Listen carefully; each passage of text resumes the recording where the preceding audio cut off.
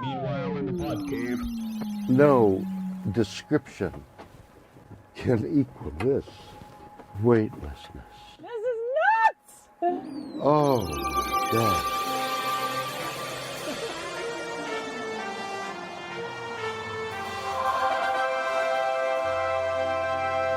And welcome back to another edition of the Podmen. I'm Brad. I'm Brian. I'm Podman Ron. I'm Alex. All right, all back together in the pod cave once again. We took a little bit of a hiatus there, kind of waiting for news to build up because it was kind of a little bit dry there for a few weeks and not really nothing to talk about. But now we're back. We've got all kinds of casting news, DC Fandome news, movies that people have seen. You guys have seen some movies, I understand. So We a got lot shows that have debuted and already been canceled. yeah. So why Last Man? In our hiatus. Yeah. So this is great. We should do this. We should move to about once every 2 months, as Brian kicks the dog out there. But I think at least some of the biggest news was when fantasy, more or less meets reality.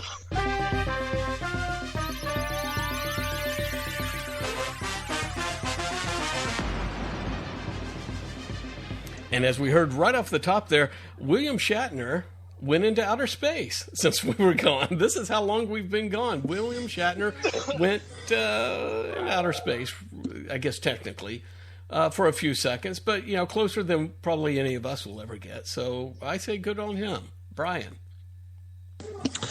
Yeah, it was interesting. I watched it live. I think we all watched it live. So fantastic. There's that kind of like the train wreck sort of expectation. It's like, is this going to be is Shatner going to go up in a spectacular fashion? Yeah. Is something going to? But yeah, it was interesting, especially like him trying to wax poetic at the end with Jeff Bezos. So well, he, I mean, again, let's take a listen to. I found some audio track where people at least beefed up the audio while he was out there, and he was amazed. No description can equal this weightlessness. This is nuts! Oh, my God.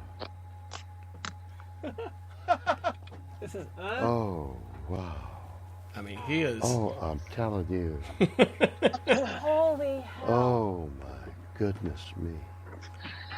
I mean, if that's. Oh, I'm telling you, I think the funniest part about all that is he's trying to talk to Bezos, and all the rest of the people are like partying behind him. Yeah.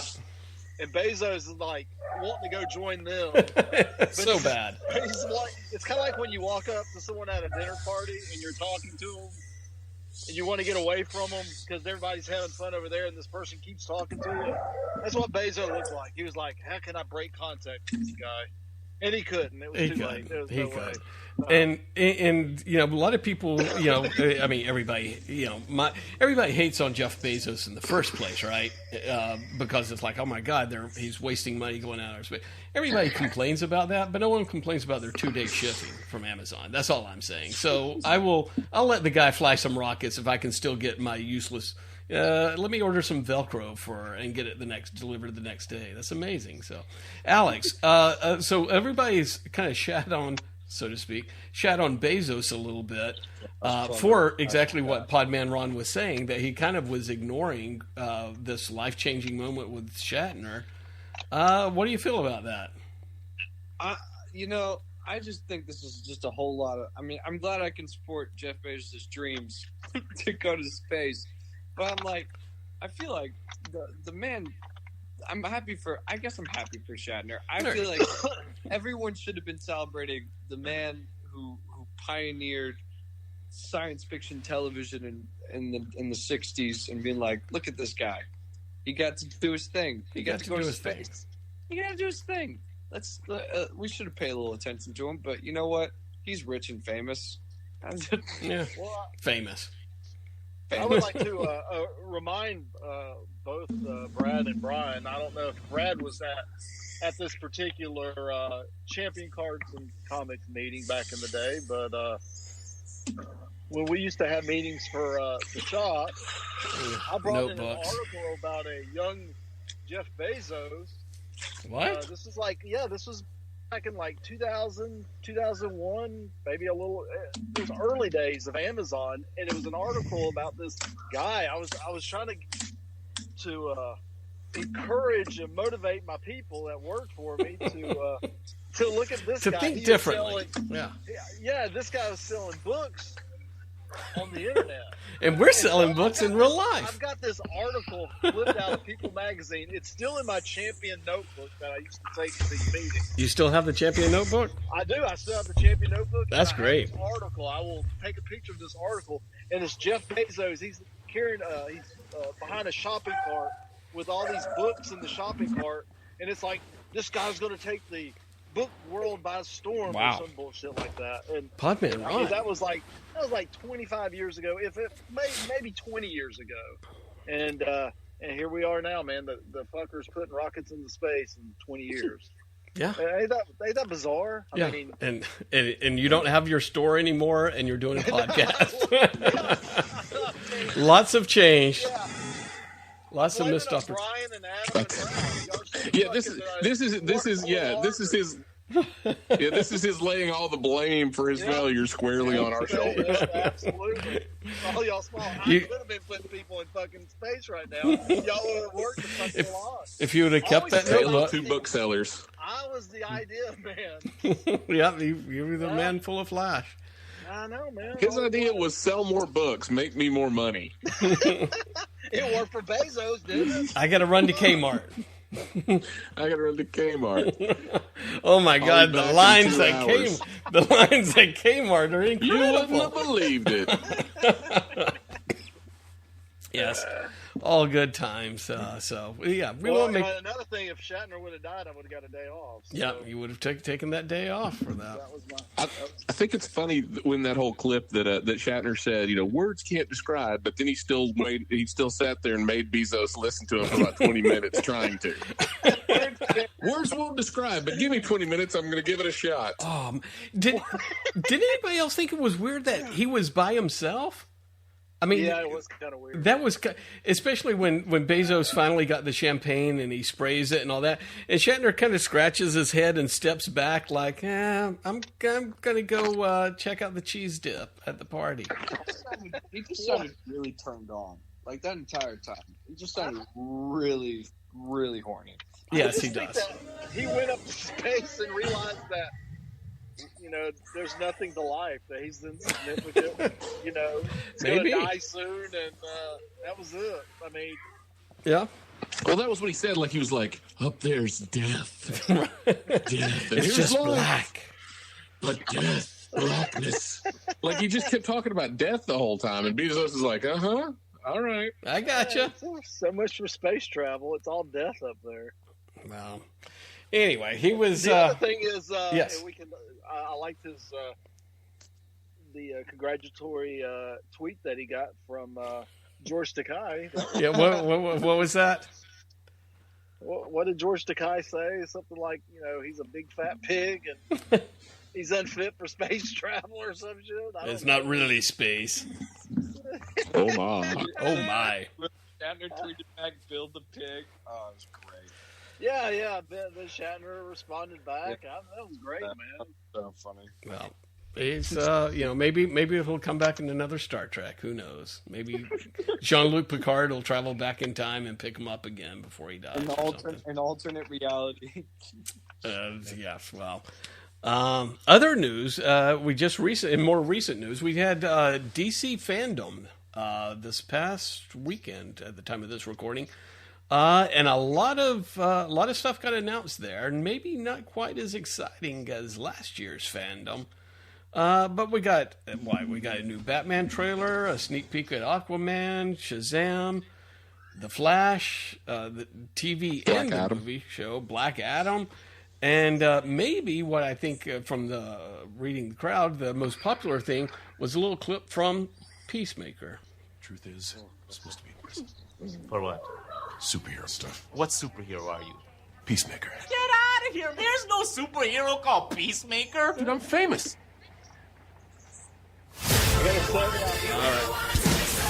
So we see a little bit of Peacemaker, and it seems like it's going to be pretty much the same as Suicide Squad. Well, out of all the clips that I saw, DC Fandom, this was by far my favorite. I think it got the best Peacemaker reaction. Yeah.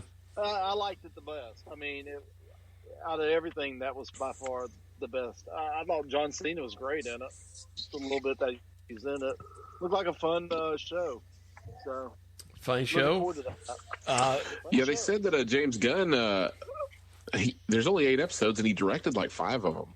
So he's all over it. It's not like he handed this off. It's essentially like a Peacemaker movie project.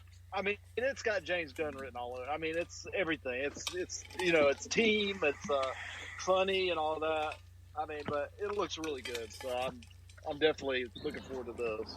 Hey, Alex, we know you're a big James Gunn fan. Alex is speechless about it. Brian, we finally see Vigilante, which Vigilante was actually in Arrow at one point, correct? Yeah, he was. Okay, he was in Arrow at one point. It's, and I guess it's for me, it was kind of a weird pairing. I don't know, they've got a history together, and they seem so similar in like their they're kind of, I don't know, modus operandi. Like they're so. That's kind of weird to me, but I mean, it looks good. Eagly is going to be what steals the show, so that's going to be their breakout character, right? So, Alex, do you still have us there, buddy? I'm still here. Wandering the street. So James Gunn, another James Gunn project, like Brian said, this is basically a James Gunn movie here. You're excited about it, right? Yeah, I mean, I guess I'm just wondering whether there's anything else James Gunn can write other than team stuff. Wow. I mean, I'm not gonna doubt it anymore. I doubted Suicide Squad, and I was really wrong. So I was like, I'm still probably gonna have a lot of fun with it, but I don't know. It didn't excite me. It didn't thrill me at all. Wow. But I was like, this looks fun. I'm excited. I mean, you had quite the life-changing event with Suicide Squad. I figured you would be all over this. I still stand by the movie. I don't know. Peacemaker wasn't the standout character in that. I think if there was any show I wanted, I would have wanted like a Ratcatcher and King Shark show. But like, I'm not going to get that. So it's like, all right, I'll take Peacemaker. All right. I'll take what I can get. Take what you can get, and that's kind of what we got as well with some of this stuff at DC Fandom. Aquaman, Shazam, Black Adam didn't really show us a whole lot. That's maybe y'all can. I know a lot of it's the pandemic, but I would have thought there would have been a lot more Shazam footage and Aquaman footage. Just some footage. Something. Well, Aquaman's in like current production. Shazam just wrapped filming. I know, but I mean, I would have thought. I mean, they could have thrown something more together for Shazam. Something. I mean, Batman threw us a trailer last year. I mean, and it's still fucking not out. So I mean. Yeah, Batman's been done for a year, over a year. I mean, that's the whole thing. Is like you got the production stuff, and I think at the same time, it's like you're damned if you do, damned if you don't. If you put stuff out there and it's effects driven, people are gonna be like, well, that looks like shit. So unless you have like the effects stuff done enough to where it looks good, there's no point showing it. Yeah. What interesting to me on two fronts is the Flash. He comes out and he says, "We didn't have much. We're sorry." He's like all apologetic, but then they showed a lot of Flash. Yeah, they showed. Wait, which Flash? TV or movie? Ezra Miller. He comes out and he's like, sorry, we're hoping to have a trailer. We don't have a trailer. We don't have a lot of stuff finished. This is what we got. But then they showed you like 3 minutes. Let's hit on Flash for just a minute. It looked awful to me. So, just my own opinion. What did you think? Man, I think that'll be cool with the whole, just the whole narration is, Michael Keaton through the whole clip, him popping up at the end, the Batmobile at the end. The only thing I thought it looked good. The thing that was weird to me, and Alex, you may want to chime in on this, but you see two Ezra Millers, right? One with the long hair, one with the short hair. One Ezra Miller's in the Batman suit that he's spray painted red and spray painted a yellow lightning bolt over the bat symbol, right? If there's going to be two Flashes there, why didn't they just do Grant Gustin? Like, it's, I mean, it's just weird. Like, why would you, if you're going to do two Flashes and there's two well-established Flashes, why wouldn't you? Maybe they will still. Well, maybe they will still, but it's weird that it's double Ezra Miller. Yeah. Because he's kind of hard to take in one. In one-on-one. Now we're doubled up on it, so I don't know. Like, that's... Yeah. I think where I think this is going, and based off material like books and stuff, I think one of the berries, I could be so wrong, but I think either one of the berries is just going to be evil, or he's going to be, because in the comic books, Eobard Thawne, he puts on the face of Barry. That's like a whole thing. Is like he wants to be Barry Allen really bad. He wants to be the Flash, and so he literally makes his face to look like Barry Allen's. So I'm like, this could be another Barry Allen, or this could be Eobard Thawne posing as Barry, as like as like maybe even a distant relative, or it could just be like, oh, I am you, but he's not, and this is all like a scheme. But I definitely think this other Barry's definitely the villain. I would be shocked almost if he wasn't the villain of the movie, because it's like, I agree, if you're gonna do two Flashes as like the central figures, then why not just make the other one Grant Gustin? That makes no sense. So I feel like they're gonna make him the villain, which I think could be cool. How evil can Ezra Miller be, except when he's choking a woman to the ground? How evil? There is that. In a Sam's Club. Wasn't it in a Sam's Club? No, it was like outside of a bar in like Germany. A Sam's Club in The Germany. whole thing is, I watched this clip, and up until all I was waiting for was Michael Keaton in it. I was that was it. I was like, and the clips that they were the little clips that they were showing just didn't do anything for me. And then finally the Michael Keaton part showed up, and even that part didn't do anything. But that's what I was saying just a second ago. Like, the stuff they showed you a lot, right? Like, so that's like it's the opposite side of the coin we just said with Black Adam, right? It's like they didn't have a lot of post-production stuff done, but they showed you a lot of stuff, right? So, but then you're like, well, that wasn't very impressive. Well, it's the same thing. It's like they don't show you anything because they don't have the post-production stuff done. The other one, they're trying to show you stuff, but then you're disappointed because the post-production stuff's not done. So, well, I hope they do something with his helmet, because that looks terrible. It looks terrible. Oh, it looks so bad. Compared to what it looked like in Justice League and the other stuff. I don't remember it looking any different, but maybe. It looks a little bit. They've got side by side screenshots. It looks like a really bad like football helmet. It's terrible. It's really clunky, and it doesn't fit his head. It looks like it just like wobbles on there. It's not even touching the brim of his nose. Yeah, is that the one? Is that the one that's the guy that made the mock? Is it the Ezra that made the mock bat suit into a Flash suit? No, it's the actual Flash suit. It looks terrible. It's really bad. I like the mock Flash suit. I think that's a cool idea, and I like the rest of Ezra Miller's, like the real Flash's suit. Like, I think it looks cool. I like the lines. I like all of it. That helmet's rough. I'll have to check. I'll have to pay more attention to the helmet. It's bad. But yeah, you mentioned Black Adam. We didn't see hardly anything of Black Adam, but The Rock was very proud of it, I'm sure. I thought it was pretty. They did keep him so much under wraps, but I thought what I saw, I liked it. It looked pretty cool. I mean, it had an Indiana Jones feel to it, so... You got to see like a glimpse of Dr. Fate's helmet, right? Oh, did you? Like, I missed that. Yeah, I missed all the helmet shots, evidently. Well, he's just holding it. Pierce Brosnan's just holding it. I think what everybody's, and then you saw the chest glimpse of Hawkman's, symbol, and then Cyclone Smasher symbol and all. So I mean, I think that's the next thing, is showing all of that in their Justice Society like superhero pose. That's what we'll get in the trailers. I don't think it's going to be as much Black Adam.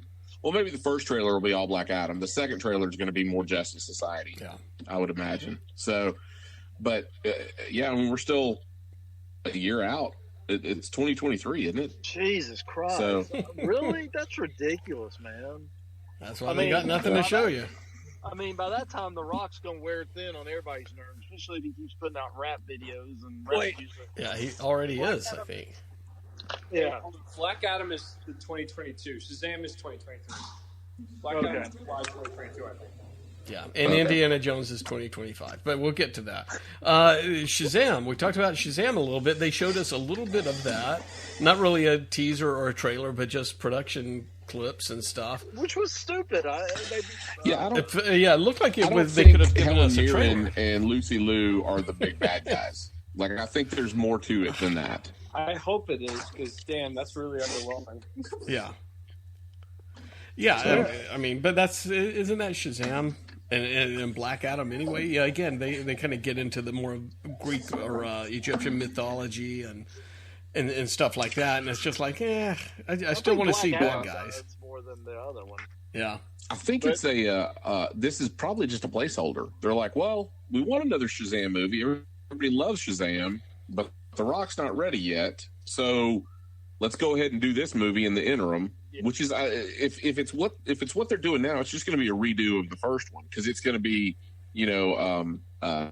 dragons and griffins and stuff like that, mythological creatures, and then Helen Mirren, commanding them. So it's really just a placeholder, just to get to Black Adam in the third movie. Yeah. So, which again, by that time, will anyone care? Will anyone care? It's all going to be Squid Game movies.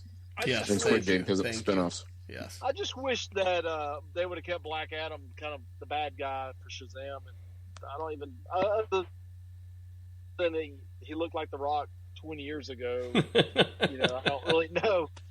So they made Black Adam his own movie, and Brian, you can tell me this.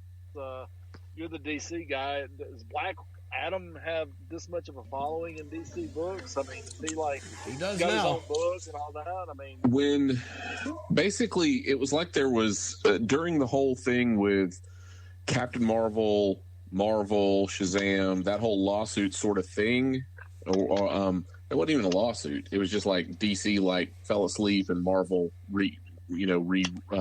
registered the trademark. But it was like there was a moratorium on Shazam, right? Or Captain Marvel. For a good chunk of the 2000s, he was just off the table. And so in Justice Society, I think Jeff Johns wanted him in there, and so that's the way they did it. They brought in Black Adam. And they did the whole thing with ISIS and what happened to her and the reason he turned bad and what happened to his country and all that kind of stuff. And really, they made him Namor is what they did. They made Black Adam Namor and then threw him on Justice Society. So, all right. I like him now. I like him with that pitch.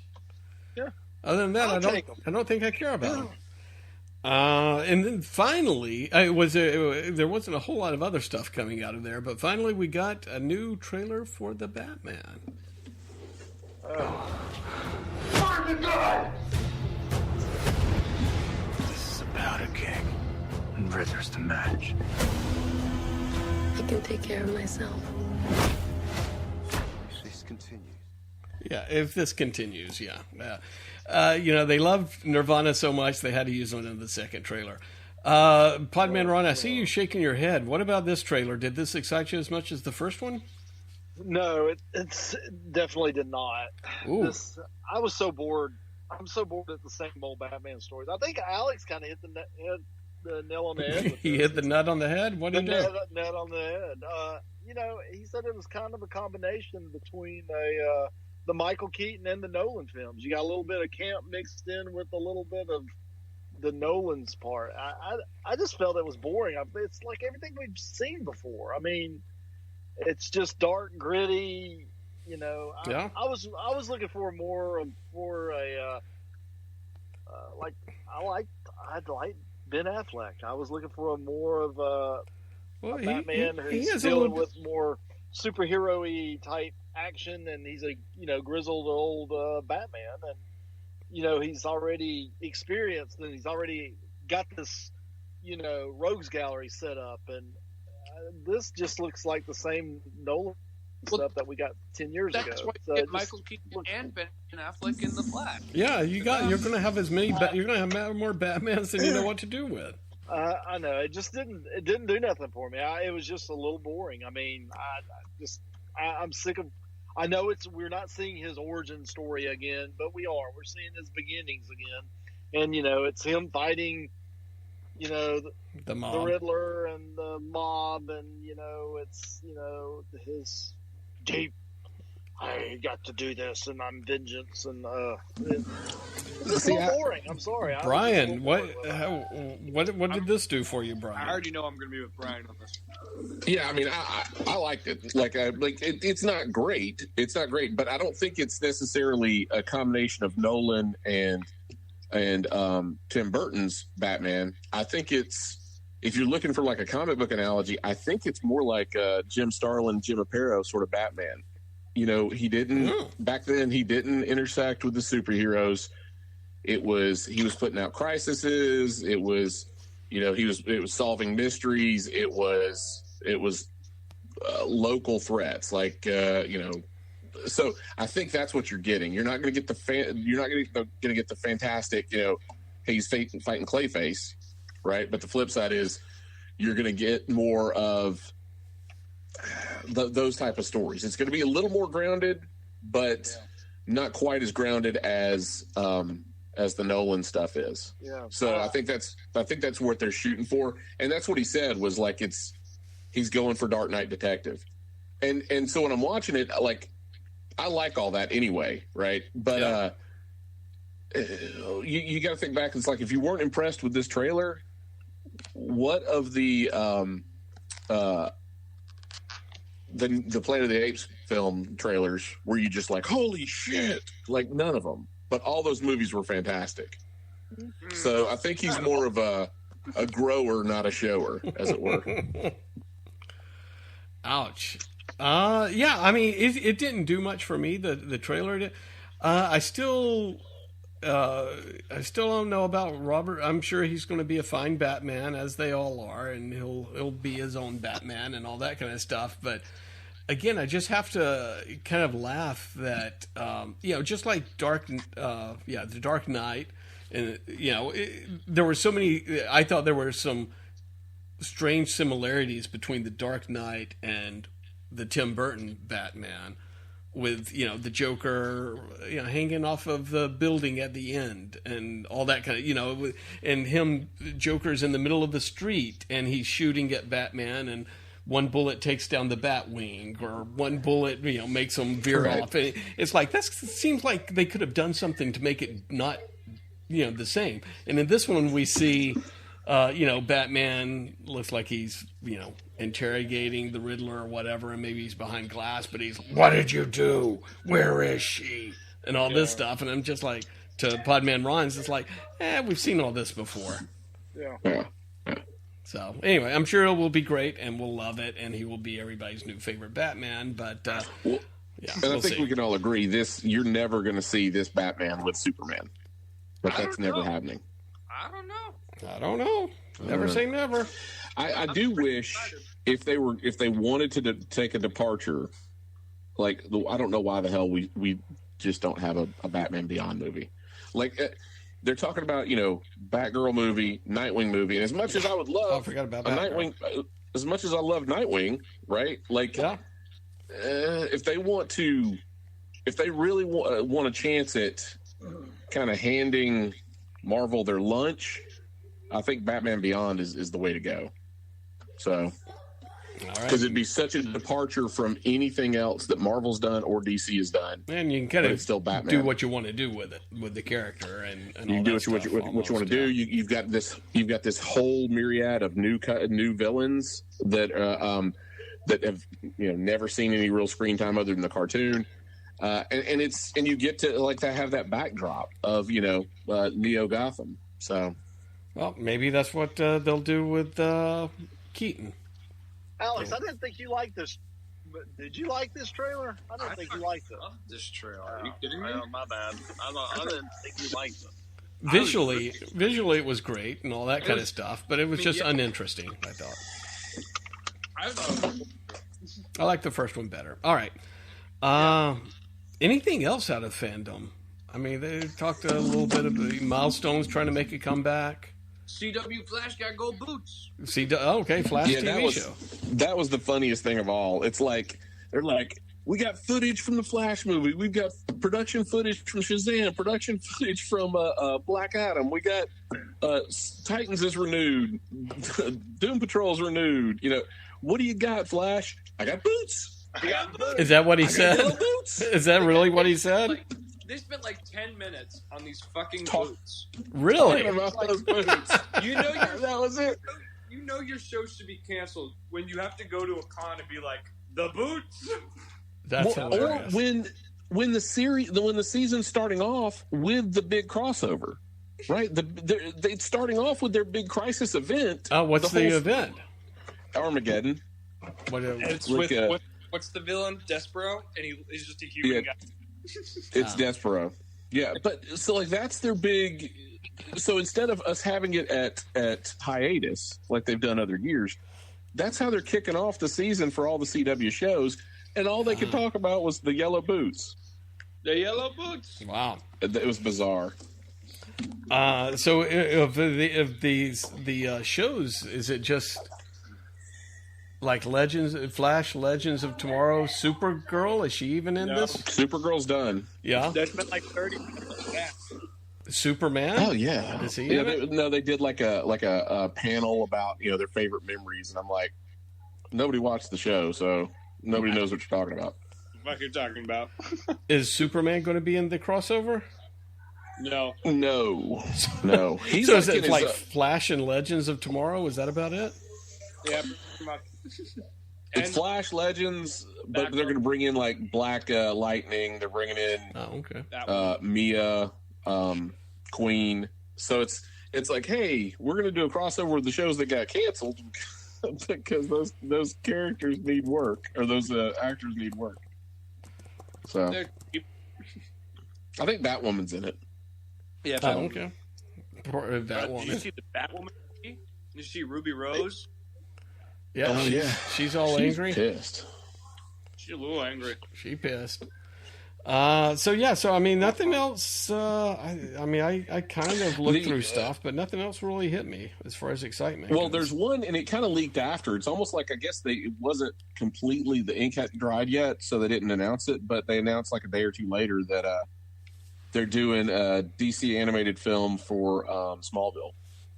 Oh, okay. So just a reunion for Smallville. So that was and then the whole Milestone thing, them trying to trot out Milestone again, and it's like the big thing there was they're bringing back what's the Blood Syndicate, but I mean, yeah, that was the same thing last year. They were trying to get the Milestone. Yeah, that's what I thought. Up Yeah, and running. that's funny. So, one day they will. Doesn't work now. That maybe they will. So anyways, we'll see what happens with all this stuff. I'm sure there will be some fantastic movies coming their way. Other stuff, just to keep things moving along. Indiana Jones 5. We kind of joked a little bit earlier. I think it is slated for 2025 now, right? Something like that. I mean, it's insane. This next year, it's ready. What? Indiana Jones is ready? It's 2023, but yeah, you got pushed back a year, but yeah. Oh, it's 2023 now? Jesus Christ. I mean, they're just really just waiting for they're just waiting for Harrison Ford to die. They don't want to be like, we don't want to recast you, old man. So they're just kind of pushing it back, waiting for him to die off naturally, right? Yeah, I think that's what they're going to do. Is they're going to we didn't have enough footage filmed. We're going to have to go do reshoots. So close. And it's like Harrison shows up in the first 5 minutes, and he's out of the rest of the movie. Yeah. There's the other leak about it that I kind of posted that there's footage, or not footage, but shots from filming that have surfaced where Harrison Ford's in costume and he's standing next to a boat full of Roman soldiers, and so it's now they're saying, well, they think it's time travel. So we went. That would be hard. Nazis, artifact, aliens, time travel. Wow. So Nazis time travel. There are Nazis in this one. Oh, that would be Oh, are good. There are Nazis. Nazis time travel. Nazis. aliens. Aliens. So Just the normal Indiana Jones. Just normal. Yeah, I'm convinced they're just waiting for him to die, and then they'll have the movie. It'll be out. They probably shot everything with Chris Pratt as Indiana Jones. They just don't want to tell Harrison Ford about it again. they didn't tell. They told Harrison that was his stunt double and kept him at a distance. Yeah. PMR is on. What's that? PMR is missing. Oh, sometimes you just don't even know. You don't even notice. I just assume he's enjoying his Starbucks. Well, yeah, I mean, PMR and Alex decide to, snack it up while they're on the podcast. I texted him and said, let us know when he hung up on us, I believe. So, that's the way it is sometimes. Big yikes. But unfortunate for him because now, now it's talking about time travel. Let's go back to the 80s a little bit. What exactly is happening here? We need to finish what our grandfather started.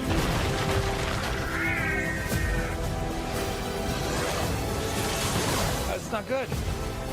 All right, that's not good. Alex, what did you think of Ghostbuster Afterlife? A new trailer for that?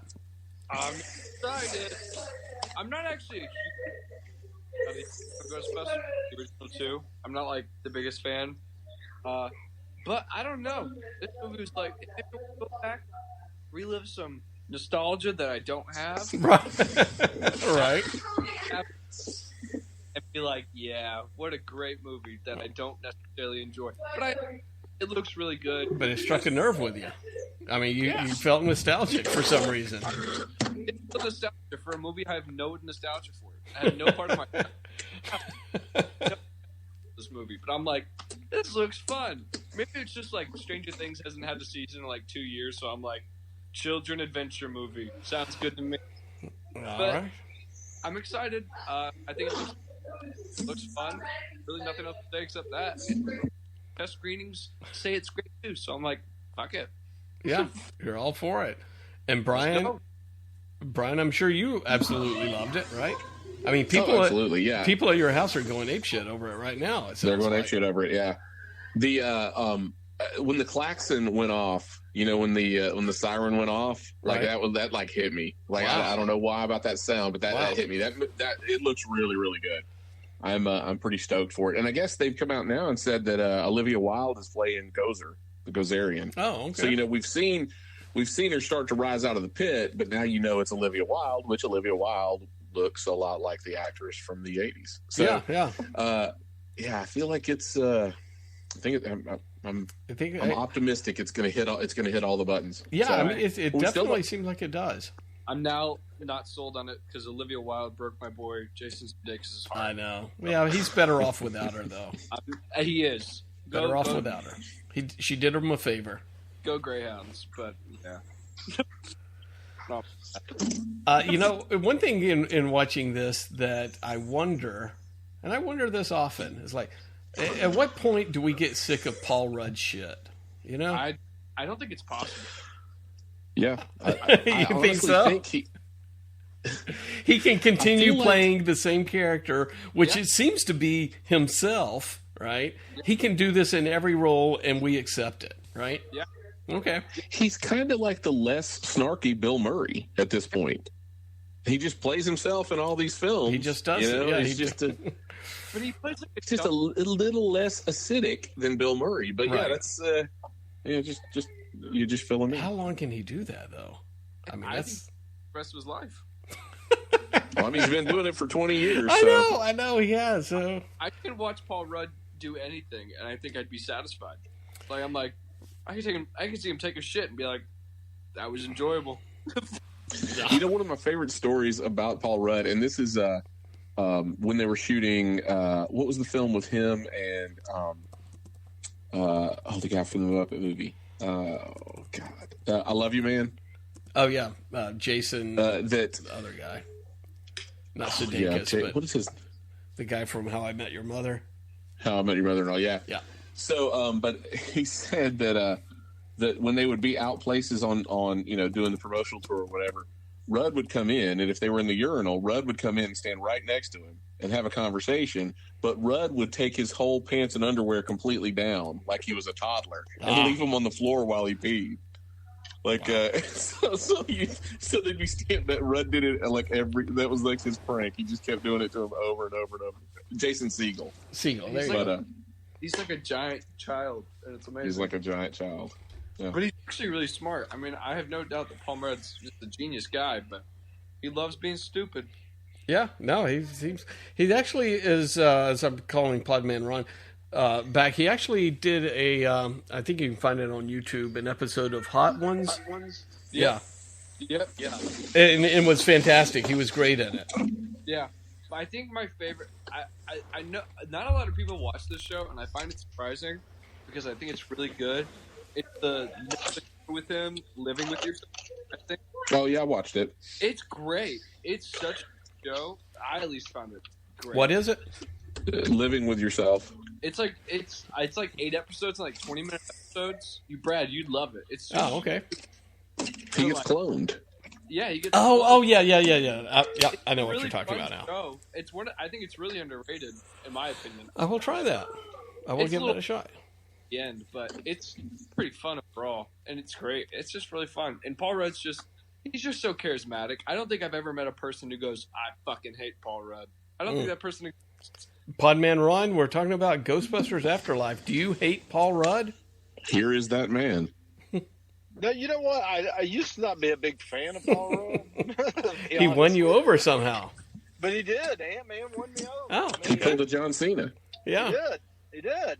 John Cena's I'm waiting. Yeah, so I do like, I think John Cena is doing a very good job right now. So you and China, yeah, you both love him. Yeah, me and China both. All right. Well, I was, we were talking about, while you ducked out for a little bit, Podman Ron, we were talking about Ghostbusters Afterlife.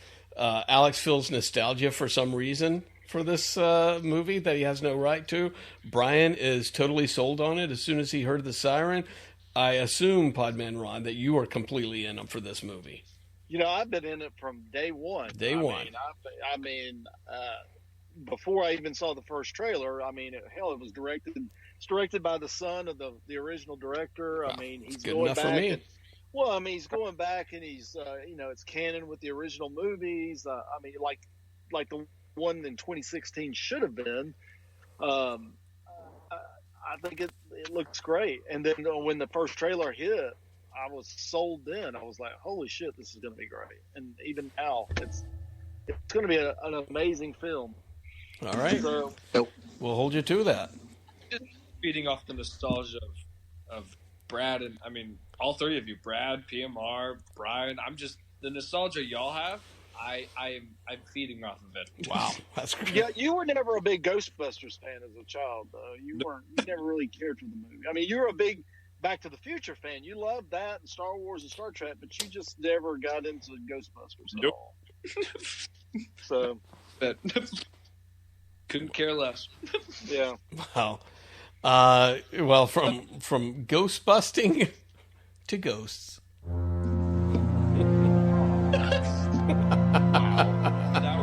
I love that segue. Alex will never remember this person. I don't know who any of the people you talk about are. Yeah, that's fair enough. None of these people have any matter to me. Well, at all. Recently, 95 years young. Where'd Brad go? Did he just leave us? Huh? Did the host drop out? Died. What happened? He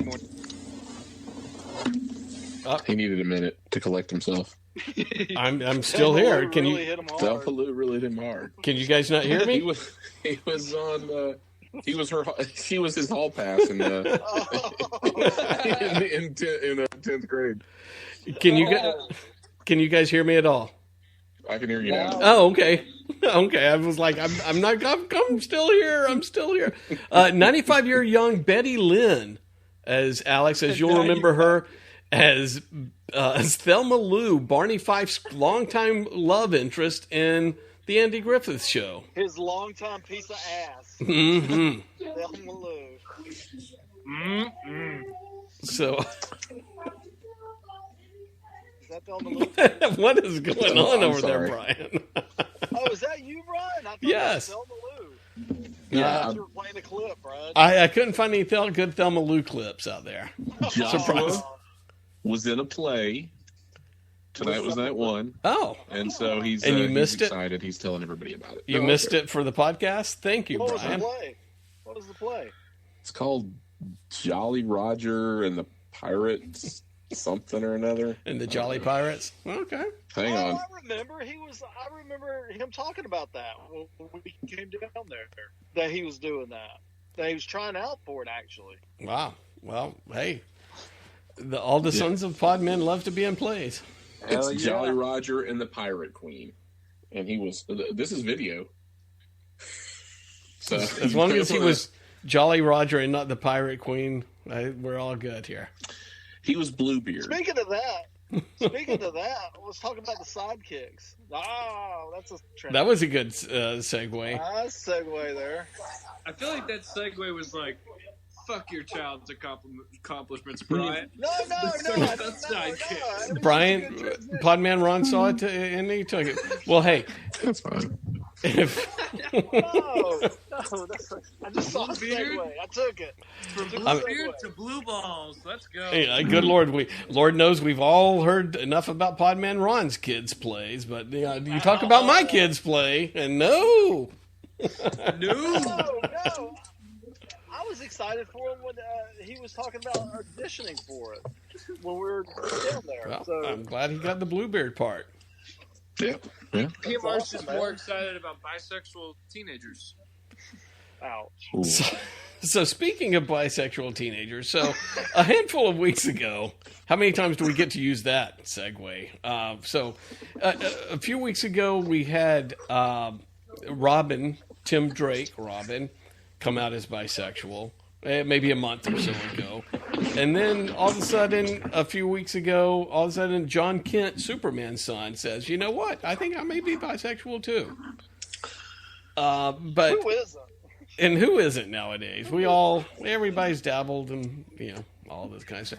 And so let me ask you this, because this is something I was unaware of, but I knew that Superman had a son, a young son, that was about the same age as Damian Wayne, Batman's young son. Yeah. I have no idea. Was Lois Lane pregnant? Is this a real son of Superman? And if so, that's my first question for you, Brian. And then number two, now all of a sudden he's a 20-something-year-old. They aged him up. Yeah. So, and that seems to be what people are more angry about than anything else. Well, I think he just debuted in 2014. Yeah.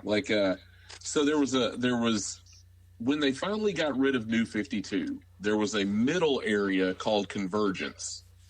And it was kind of like there was a planet that was, it was almost like Secret Wars, where Secret Wars, the planet was made up of different planets. Right. It was kind of like that. You had different regions on this planet, and you had different versions of Superman. You had a Superman, you had you had multiple Supermans, you had multiple Batmans, all this kind of stuff, and they kind of culled it down to what was going to be the go-forward universe.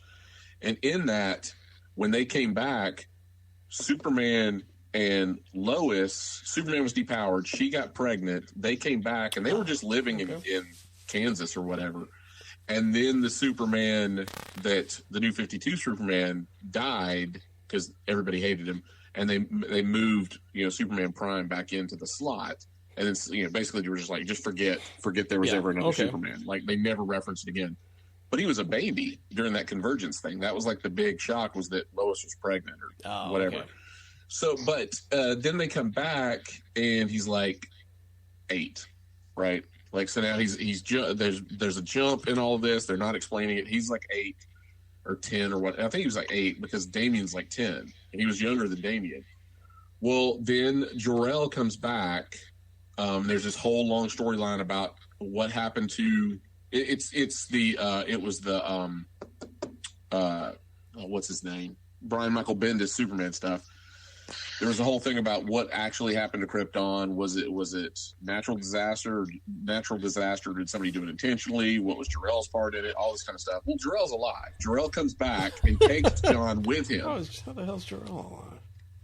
So Jor-El takes Jonathan with him, and they're gone for like a year. But due to time variation, he's aged like 8 years in that time period. So he goes off as an 8-year-old. He comes back as a 16-year-old. Then he gets sent to the future to join the Legion. Right, so he's in the Legion for like another couple of years. Now he comes back and he's like in his 20s. Superman has assembled the Authority to go fight Warworld and Mogul on Warworld. So Mogul is now like Warworld has been beaten how many times, but now suddenly Superman has to leave Earth to go fight Warworld. It's just really to get him off the table. So now John is the primary Superman. Okay. All right. Right. That's how it all comes about. So. That's all crazy. So within a couple of years, John Kent went from being a baby to again like 20 some like 23, yeah, whatever. Yeah.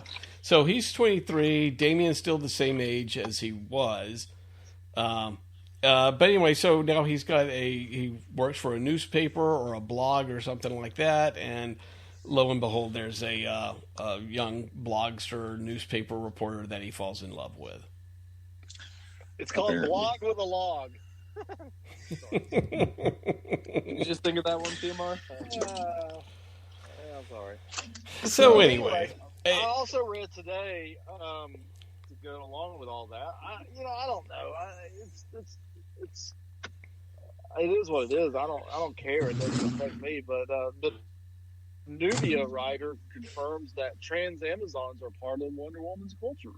I thought Amazons were just supposed to be all just women. All female. Now, apparently they're transsexual Amazons. They will let, or maybe they let trans people on their mascara or something. But then again, it is all fake, so it's not really real. So it's not. Keep telling yourself that. It could be really whatever the fuck you want it to be. Where it offends me with this stuff is just the hackiness of it. It's like this is like straight from Marvel's playbook. Like let's get that press release, let's get that right. Hot shot in the arm, and then because we didn't say he was gay, we said he was bisexual. We've got it out, so we never have to reference it again. after a new writer comes on board or whatever, it was his college years. Like they can just immediately take it back. And what's wild is we had this going on like in with celebrities during COVID.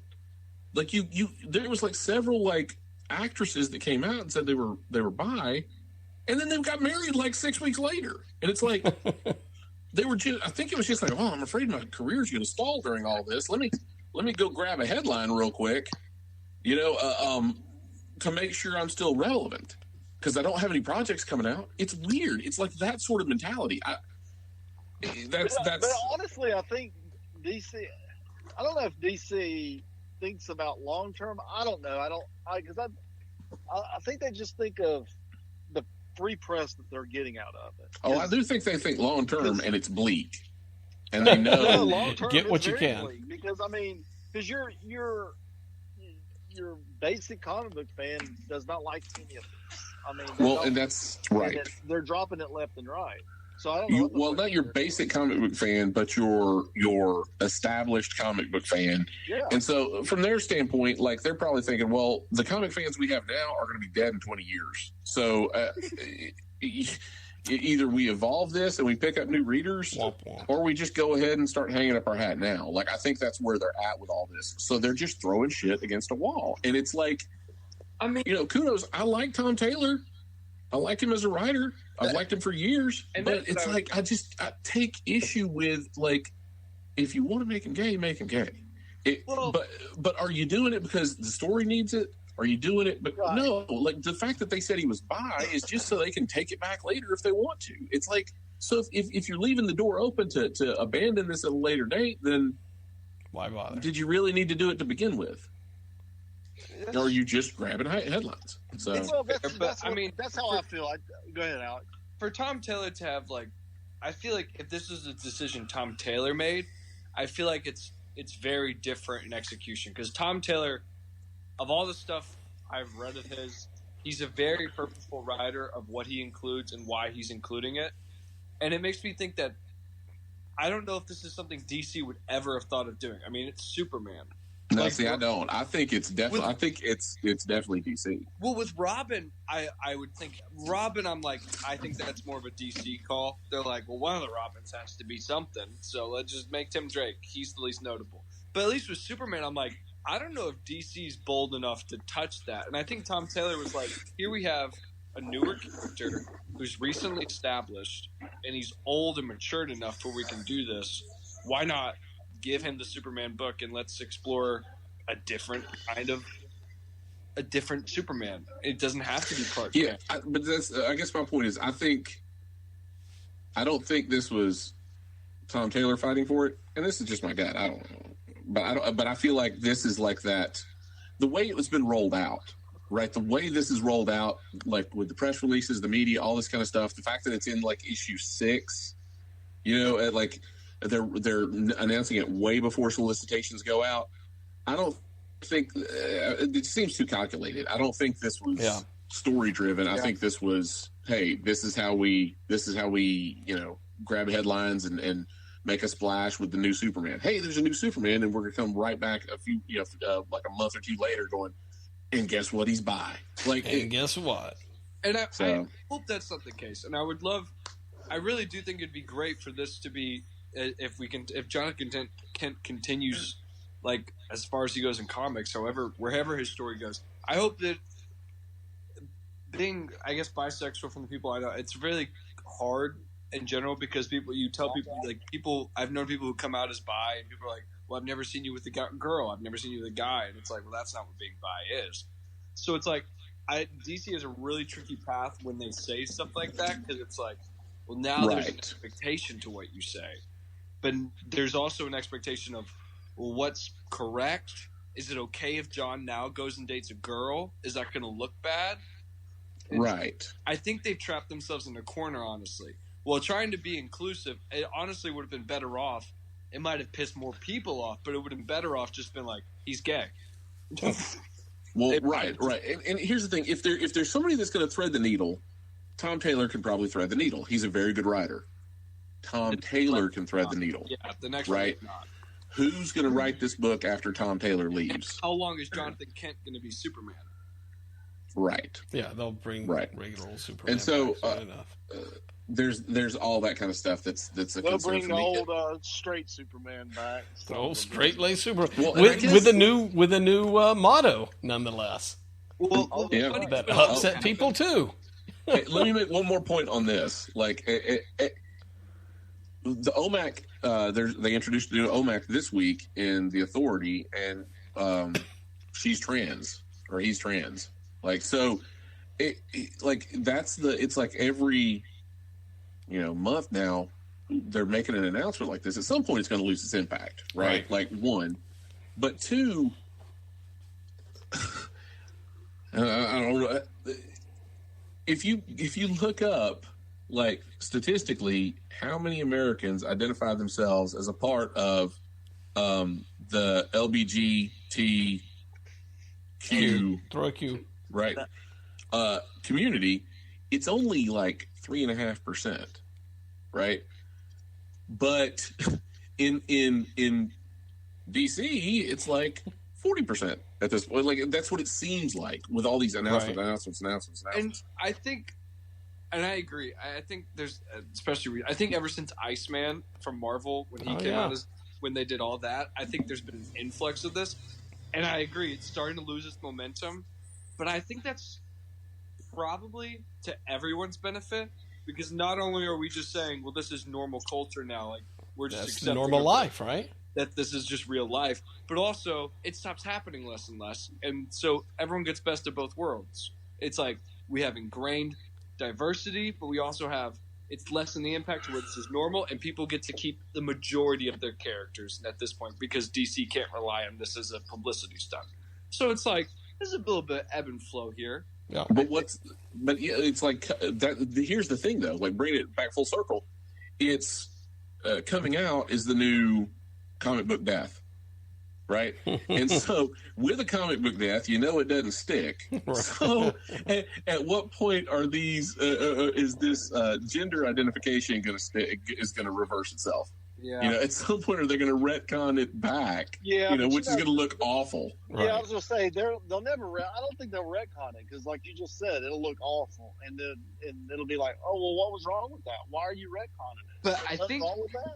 I mean, you can't say, oh, he got hit with a gay raid. Ray, that's what they would have done 30 years ago. That pink kryptonite gets you every time.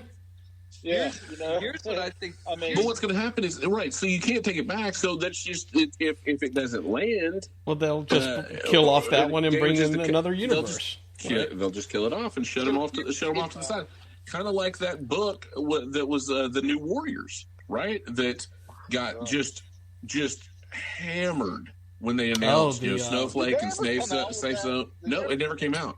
No, they pushed it back. What's funny about that is that was not only a combination of just normal comic readers, but also like LGBT plus people going. Everybody hated it. This is terrible. Like this is the worst inclusion you could possibly create. Right, because it was just pandering. Yeah, it's just complete pandering. It was awful. But I guess that's my point. Is at some point, people are going to be like, "You're just pandering. You're just pandering at this point." Like, what does this even? Here's the thing. Why do we even care? Go punch somebody. Yeah. Well, you know, go. They don't do that anymore. Throw a nuclear missile into the sun. Like, why are we spending so much time with them sitting on rooftops talking about their sexuality? They're superheroes. Go save somebody. Yeah. I think if Brian, I just thought of this. If Brian's like, if it was a DC decision, I'd bet money is that they were like, well, Tim Drake's bisexual, but we also have his archetypal love interest in Spoiler. So eventually, Tim Drake's going to have to go back to Spoiler. Right. So we need another teenage bisexual superhero with a big name to be like, I'm bisexual now.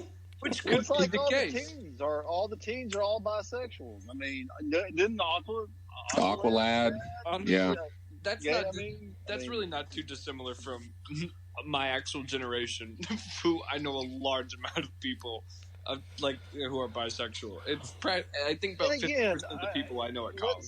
Let's preface this to say that there's nothing wrong with any of that. But no. I don't like it when it's just like Tim Drake. Tim Drake's an established character for many, many, many years, and then you just do this. Yeah, same with Iceman. I didn't like Iceman. But is that realistic? But Tim Drake, I think to an extent is like, I could see one of the Robins at least. Well, then you make Damian. I mean, because Damian's the new character, the youngest. Yeah, he's the youngest who would be, coming into his adolescent time because he was like, what, 10 or 11 when he started? Well, so he's coming into his adolescent time. So then he's gay. But you know what? They didn't make him gay because that's Batman's son, and they wouldn't want to do that. So well, and here's the thing, too. Damian has never had any sort of love interest in any of the books. Well, like he had the Green Arrow sidekick. Connor? The new Red Arrow. Mia? Oh, Connor Hawk was actually the first bisexual, I believe. Oh, really? Yeah. Am I right, Brian? Actually, maybe. Yeah, Connor Hawk is bisexual. But well, Damian hasn't had anything like that unless it was in the Teen Titans book that I stopped reading. But see, that would make more sense if you have Damian come out as gay because it goes with the story. I mean, he's an adolescent. He's going into his adolescent years. But I mean, he comes out as gay. Tim Drake's still adolescent in the books right now. Oh my God, Tim Drake's been around for like 30 years. He should be well in his 30s. But in the books, he's like in his early 20s. So, and I get what you're saying, Alex, but I'm just saying, like all these years. I mean, you have canon. You have canon that they're rallying against. That's the problem. Yeah, it's like, we get he's not as old as you say, but you've got the reality is we've been reading this character for 30 years. Right. It feels forced. But also, to an extent, we're talking about 30 years in which being bisexual wasn't necessarily No. I get that. popularized to like come out. So in the terms of Tim Drake, there are 3 other Robins that you can, if you don't like that. What do you have to do any of that? I mean, But, but I'm not saying I don't like it. I'm just saying that I don't like a character's whole personality switching it, whether it's him gay or you know this for me, Alex. Like Hawkeye, I hate that they change Hawkeye's personality all the time. You know, it's like it's this way and then this way. Bisexual doesn't mean now you're just some flamboyant. Like I'm not saying that. It's just this person. It's just a change of character, and I don't. Character's not personality. It's just character, and it's a simple change. I don't personally. I agree. Thing. It is a complete publicity stunt. I don't like that. But also, like Brian said, I don't really give a shit. I just want to see him punch something. Like they don't do that anymore. I don't really care. No, they talk about their feelings. And that's the Bendis effect.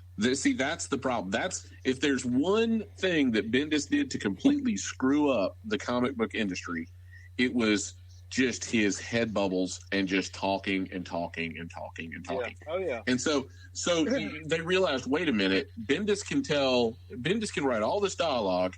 Nothing ever happened. The book sold, and he didn't have to go burn through characters and fight scenes. It's easy to draw people just talking. And so that's the legacy Bendis has had is just this constant narration, self-examination, neuropathy or neuroticism, I guess, around the characters. And it's like they have powers, they have abilities, they want to do well, they have people that they're trying to stop. Go, like, it doesn't have to. I mean, yeah, some of that stuff makes for a more rich story, but at some point it's like you're just watching an episode of Dr. Phil. You know, it's they're just talking about their feelings the whole time, and it's like, oh. So that's horrible. All right, well, enough about our feelings. We do have a lot of movies that I think we want to try to cover here. So let's just go to the movies.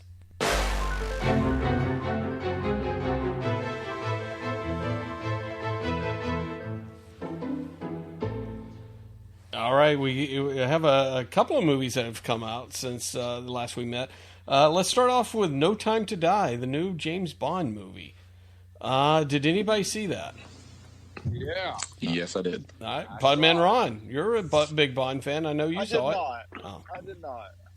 Disappointing. All right. So, Alex, Brian, No Time to Die is talking about changing characters here. Is this the last we're going to see of this version, this character of James Bond? Oh, yeah. He's oh, yeah. I mean, it's been out a couple weeks. He's dead. I didn't know that.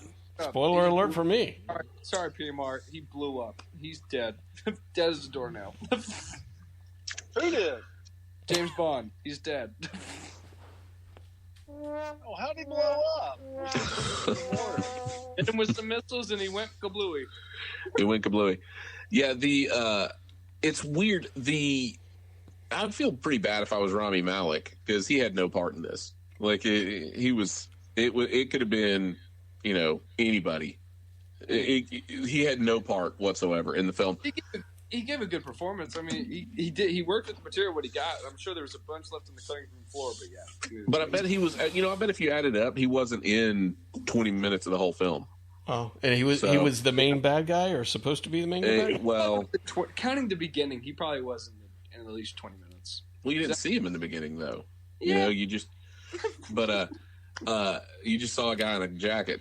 But I went back and watched all of it because the twins hadn't seen the James Bonds, and so we went back and watched the 4 preceding this.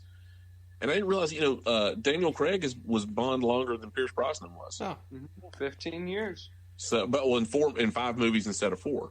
Yeah. But it's interesting because I didn't realize how boring they are. I knew they were trying to kind of do it as sequels and have some connectivity and lead up to Spectre. But if you watch them like in relatively short fashion, there's like that whole common thread about the whole thing. You've got, and they really kind of stick on it in this one that it was all happening since the very start. You've got Mr. White in Casino Royale, who in this movie, in Spectre, they kept talking about the pale horse, I think is what they, but it was Mr. White again, right? And James ends up in the Spectre. He ends up with Mr. White's daughter, and spoiler, in this movie, you find out that they're together at the beginning. So this kind of starts the same way as Quantum of Solace, right after the end of Spectre. And then something happens. He decides he can't trust her, and they split up. And then it jumps 5 years. Well, then you find out he has a daughter. Oh, right. So, James Bond? James, is she bisexual? So, we don't know yet. Okay, fingers crossed. Bisexual. Skyfall, remember? Oh, yeah. No. He said is the daughter. The daughter. We love to make the sidekicks and daughters and sons. But yeah, so, but it does because you had in Casino Royale, it was Mr. White and what his game plan was. Then you find out that his game plan also involved, and James takes him in and arrests him, but he gets off. And then his plan involved the water plot in Quantum of Solace. And then when you get to Skyfall, that storyline they tie it all back together to Mr. White. Like all of this stuff all ties back to that one villain. So he was kind of like Daniel Craig's Blofeld. So it was good. And I think they realized, how badly they missed with Blofeld, because they quickly killed him. They quickly killed him and got him off the table. Killed him. But yeah, James Bond survived this blow up? He could have survived. You see pieces of them scattered? No, he could have survived, but he chose not to. He's definitely he's definitely dead. Did they show his funeral or something? Oh, yeah. Well, there wasn't a funeral. You saw M and Penny, Moneypenny, and Q all in M's office, and they kind of had their own little send off to him. But you didn't see a funeral. Well, how will James Bond be back? How will 007 be back? New actor. Yeah. So they'll just start it over again? I don't know how Brian thought about it, but I really did love this movie. I thought about it, actually. I went back after seeing it, watched all the James Bonds again. And I was like... you did too? I did too. Did you both do this? Oh my God. I watched all of them again. Now, I would place this probably... I think a lot of people would place this as his third best movie, but I would say it's his second best. I'd say third, but it's Casino Royale is the best. Yes. Watching it again, there was a time where I was like, Skyfall's the best. No, Casino Royale is the best. Yeah, then it's Skyfall. Casino Royale is definitely the best. Then it's Skyfall. Then it's this. Then it's Quantum of Solace. And then Spectre. Good God, Spectre was awful. But Moonraker up there somewhere. Well, I'm just thinking about the. I haven't seen any of I haven't seen any of those. But what? Let me interrupt real quick. So I know Brian, you said you went back and watched all of them as well. Let's since Alex has as well. Let's table a deep dive into James Bond when we can do it. Let's table that till next week, and let's do an entire James Bond episode. Because I think there's going to be enough, and let's start with the very first movie. And Podman Ron, you've seen all of them up until this one, right? The newest one. Yep. So you can. I've seen Moonraker, so I can contribute on that one. You've seen more than Moonraker, have you not? That's the only one I really remember. Have you not? You need to go back and watch. I've not seen any of the Daniel Craig ones. I would. You got to be kidding me! Oh my God. No, they all look horribly boring to me. Just see Casino Royale, Skyfall, and No Time to Die. I refuse to watch any of them. I'll be honest with you, Ironically, Alex. No Time to Die, and he dies in it. Yeah, that's weird, right? Well, you do kind of with No Time to Die. You got to go watch Spectre. As bad as Spectre is, if you don't watch Spectre, you won't understand like a lot of the plot points of this. Well, that's the problem. I don't understand any of the plot points of any James Bonds. That's why I gave up on them after Timothy Dalton. There's nothing to him, Brad. I mean, it's just bad guy taking over the world with a laser or a fucking ice castle. Well, you know what? When they stopped having lasers and ice castles, and they started getting real, making it real life. I think that was that was Living Daylights. The worst was Pierce Brosnan's last one, where he fought the person with the ice cap. That was, I have a vague. Was that Living Daylights? All right, let's not go into it. Let's not go into it. All right, let's not go into it. I think where No Time to Die is really interesting. It's like they do the 5-year jump, and you really feel the impact that it's had on like Daniel Craig's James Bond. Like you see it, he is very different. Like he's very quippy, he's very like humorous, and he doesn't take himself very seriously. But it's endearing, and it all like it all just kind of arrives when his daughter shows up, and then he kind of goes back into 007 mode, and he's like, "Wow, I got." Well, he gets pulled back in, right? Yeah, like I mean, so. Really interesting because he's the complete, and I think it's more to a testament of Daniel Craig going, "I really didn't like this role." And then apparently in this one, he's like, I fucking love filming this movie. How about that? And you can kind of tell because he's having fun. Like it's Spectre was terrible because it looked like he just didn't give a fuck, and that movie didn't give a fuck. Well, and he said he didn't. Yeah, during filming. But this movie, like he really, I thought his performance was really good, and just like even though the villain wasn't that great, I think it didn't matter because Daniel Craig just kind of carried it on his back and just. I think a lot of that is to the credit of the script. I thought the script was great. Phoebe Waller-Bridge, I know people hated the fact that they brought her. Jones. But man, Phoebe Waller-Bridge fucking killed it writing this script. It's really great. I mean, she's a really talented writer in the end. But like, I think the new 007 that they introduced it was a really fun character. Oh, so they did introduce a new 007 at the end. They introduced a new 007. All right, don't tell Podman Ron. He hasn't seen it yet. Don't say they tied up all of the plot points. Anything you think, it's like, well, what would happen with what's his face? It was answered. Interesting. Like didn't like everything came to a head in this. So didn't like anything, they fixed it. They were all like, right. We get it, you didn't like it. All right. Give me a rating here, Alex. What did I give Suicide Squad? Did I say Suicide Squad 5 out of 5? Yeah, of course you did. Well, I'm going to watch this movie a lot too again because I really loved it. Wow. So I'm this one. Oh, God. I really like it. I think you watch this movie. God, Brian, help us. I really like this movie. All right. It brought back. It reminded me of good action. Just reminded me. Did y'all see that? No. Okay. Reminded me what good comic book movies are. This reminded me of good action movies, and I was happy. All right. He loves it. Brian, what did you think? I'll probably give it a 4. Okay.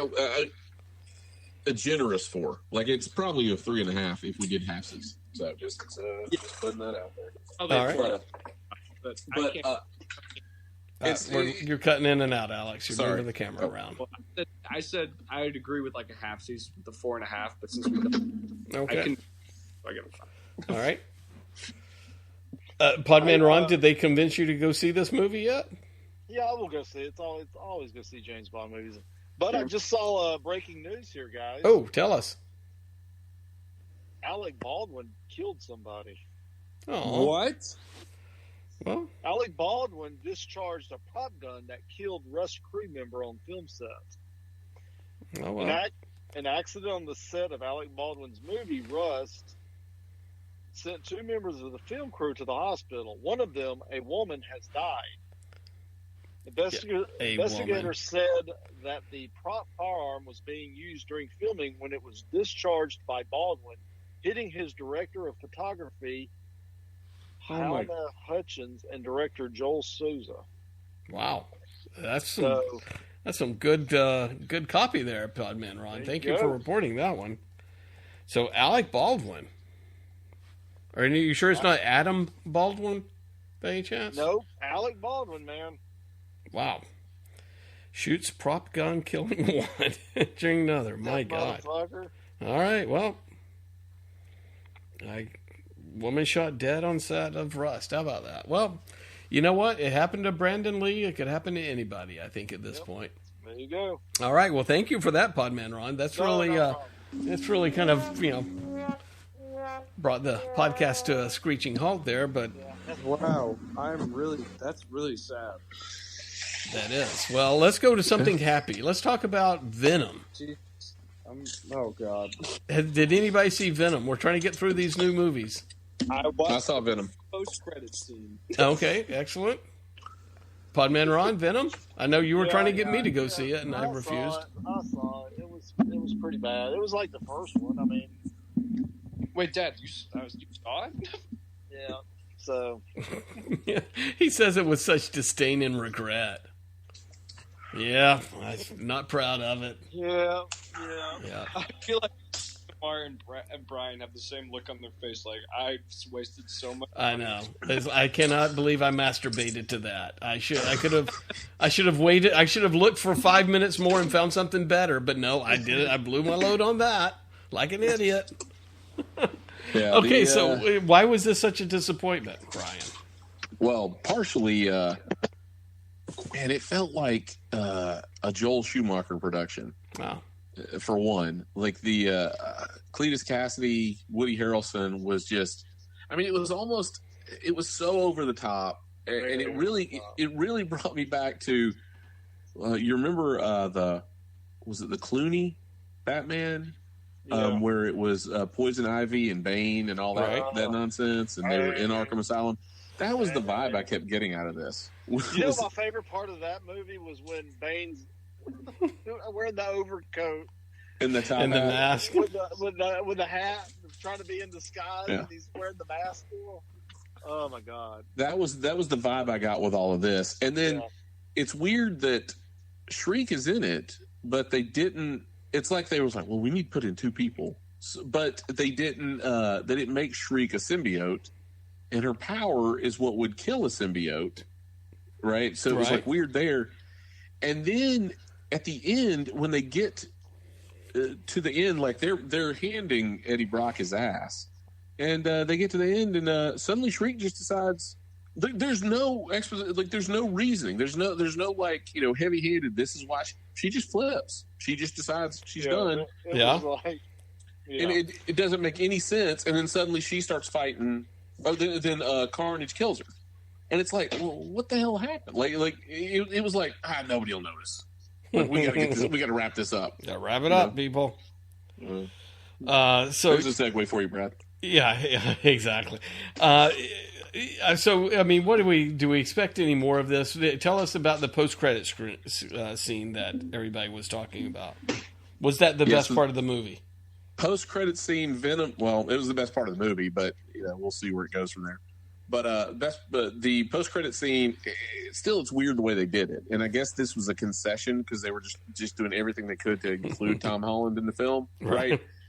But they flash, and it's Eddie sitting in some rundown hotel on the beach, and then it flashes, and now it's like a 5-star hotel on the beach, and like he's watching the TV, and then the J. Jonah Jameson broadcast for the Daily Bugle comes across, and it introduces Tom Holland. It's the whole newscast about Tom Holland, or about Peter Parker being Spider-Man, and like Venom is like infatuated with the idea that Spider-Man's there, like there's some connection there, but bisexual connection. But there's not really a reason why, right? Sexual. Mm-hmm. So wait. So there's a multiverse jump. Is that what you're telling me? There's like a multiverse jump. So the assumption is after Doctor Strange or Mephisto, depending on what you believe, casts the spell, that Peter screws up. That merged the universes. Okay. Yeah, and he's watching TV, and then boom, the TV switches, and the hotel switches, and everything to where it's the broadcast around. Gotcha. That's kind of interesting, Peter. So, you know what? I still don't understand. I mean, yeah, that's interesting, I guess, but I never understood why they couldn't just make the Venom in the Spider-Man universe with the Marvel stuff. I mean, money. Well, no, just not run into each other. Right. I mean, Well, he was in San Francisco. Yeah. Peter's in New York. Like, there's no. Yeah. Well, I mean, in the comic book, they used to do it all the time. I mean, he never, he would just have his own gallery of rogues. I mean, so again, why do they have to do any of that? I mean, that just makes no fucking sense. Or make it so convoluted like that. Or Tom Holland keeps saying that like this Spider-Man 3 is like the end of the trilogy. Like, right. so, Well, and that's probably the whole, hey, I'm getting a fat contract to come back for more Spider-Man appearances, Too, but you got to think, it's also, I think he's doing that, and you're right. He's being all dramatic and stuff, but I think it's the end of this high school trilogy. I think now we're going to go into Peter Parker's older life when he's either, in college where he meets, Gwen Stacy, because he met Gwen Stacy in college. He met Harry Osborn in college. In the comic book. So now you're going to have this new group of friends that I believe he's going to meet. And that's, maybe. Yeah. Maybe, just maybe, Spider-Man won't have to be, like, I don't know, a multiversal superhero. Like, now, see, what I don't think, I think PMR is wrong. I think you're hitting the nail on the head, Alex. I think what you're going to get is the backdrop of Spider-Man being the Fantastic Four, by and large. I think it's going to be, that's what you're going to have. You're going to have symbiote. You're going to have, because the guy that's done the Spider-Man movies is doing Fantastic Four, right? Peter is the de facto Tony Stark since Tony's dead. You've got Reed Richards. You've got a symbiote in play and aliens in play with the symbiote. I think what the backdrop's going to be him and the Fantastic Four, at least for one movie, if not multiple. I think you're gonna have Johnny Storm return, as a recurring character. I think that'd be great, but honest to God, I think the best thing that I think Sony and Marvel both know this because there's so much chatter about it. I think the best thing for this character, especially with John Watts going to Fantastic Four, is get a new creative team behind it. Keep Tom Holland, but make these stories smaller. Like, this is Spider-Man. He's your friendly neighborhood Spider-Man. I'm really sick of, like, Avengers. Like, I'd be fine if Johnny Storm showed up. I think that'd be fun. But, like, I kind of just want to see Spider-Man fight, like, the Chameleon. I could watch Yeah. Well written. I could do 2 hours of it. Scorpion. Just something. Or do, Kraven's Last Hunt. Yeah, just do something smaller. Like, I don't need Spider-Man. Yeah. I don't need multiverse Spider-Man. I just need Peter just doing his thing. No, go ahead. I'll give you counterpoint to that. So, like, you say all that, Alex, but the Tom Holland Spider-Man wearing a Fantastic Four costume and a bag over his head. That would be funny. Yeah, that'd be great. That'd be great.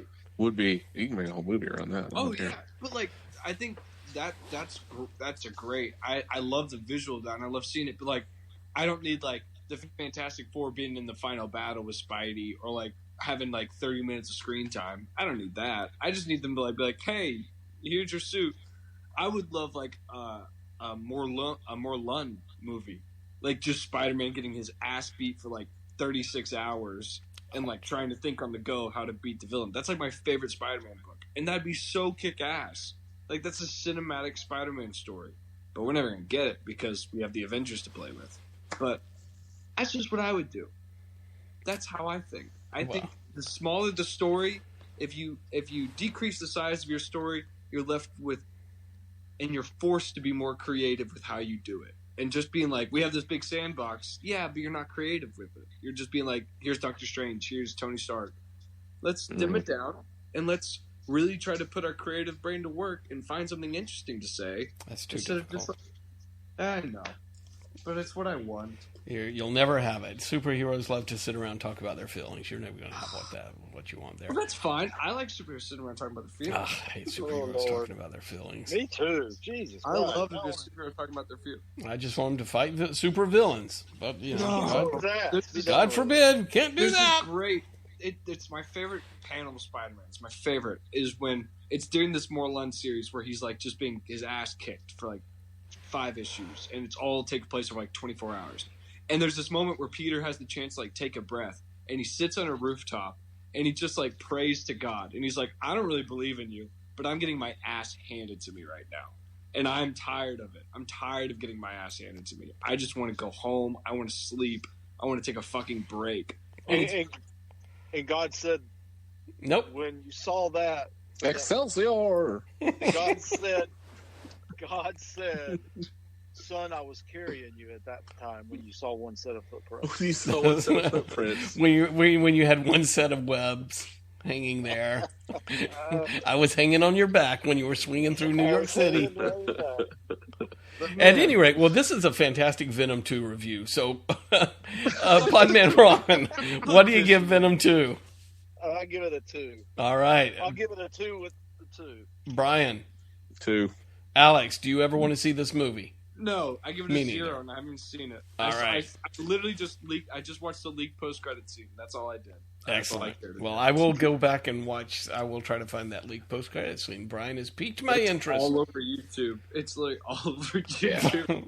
Well, see, that's how much I didn't care about it. I don't even want to look it up on YouTube. But now that Brian talked about the Flash and or the time jump or whatever location jump, that's kind of interesting. All right, moving on.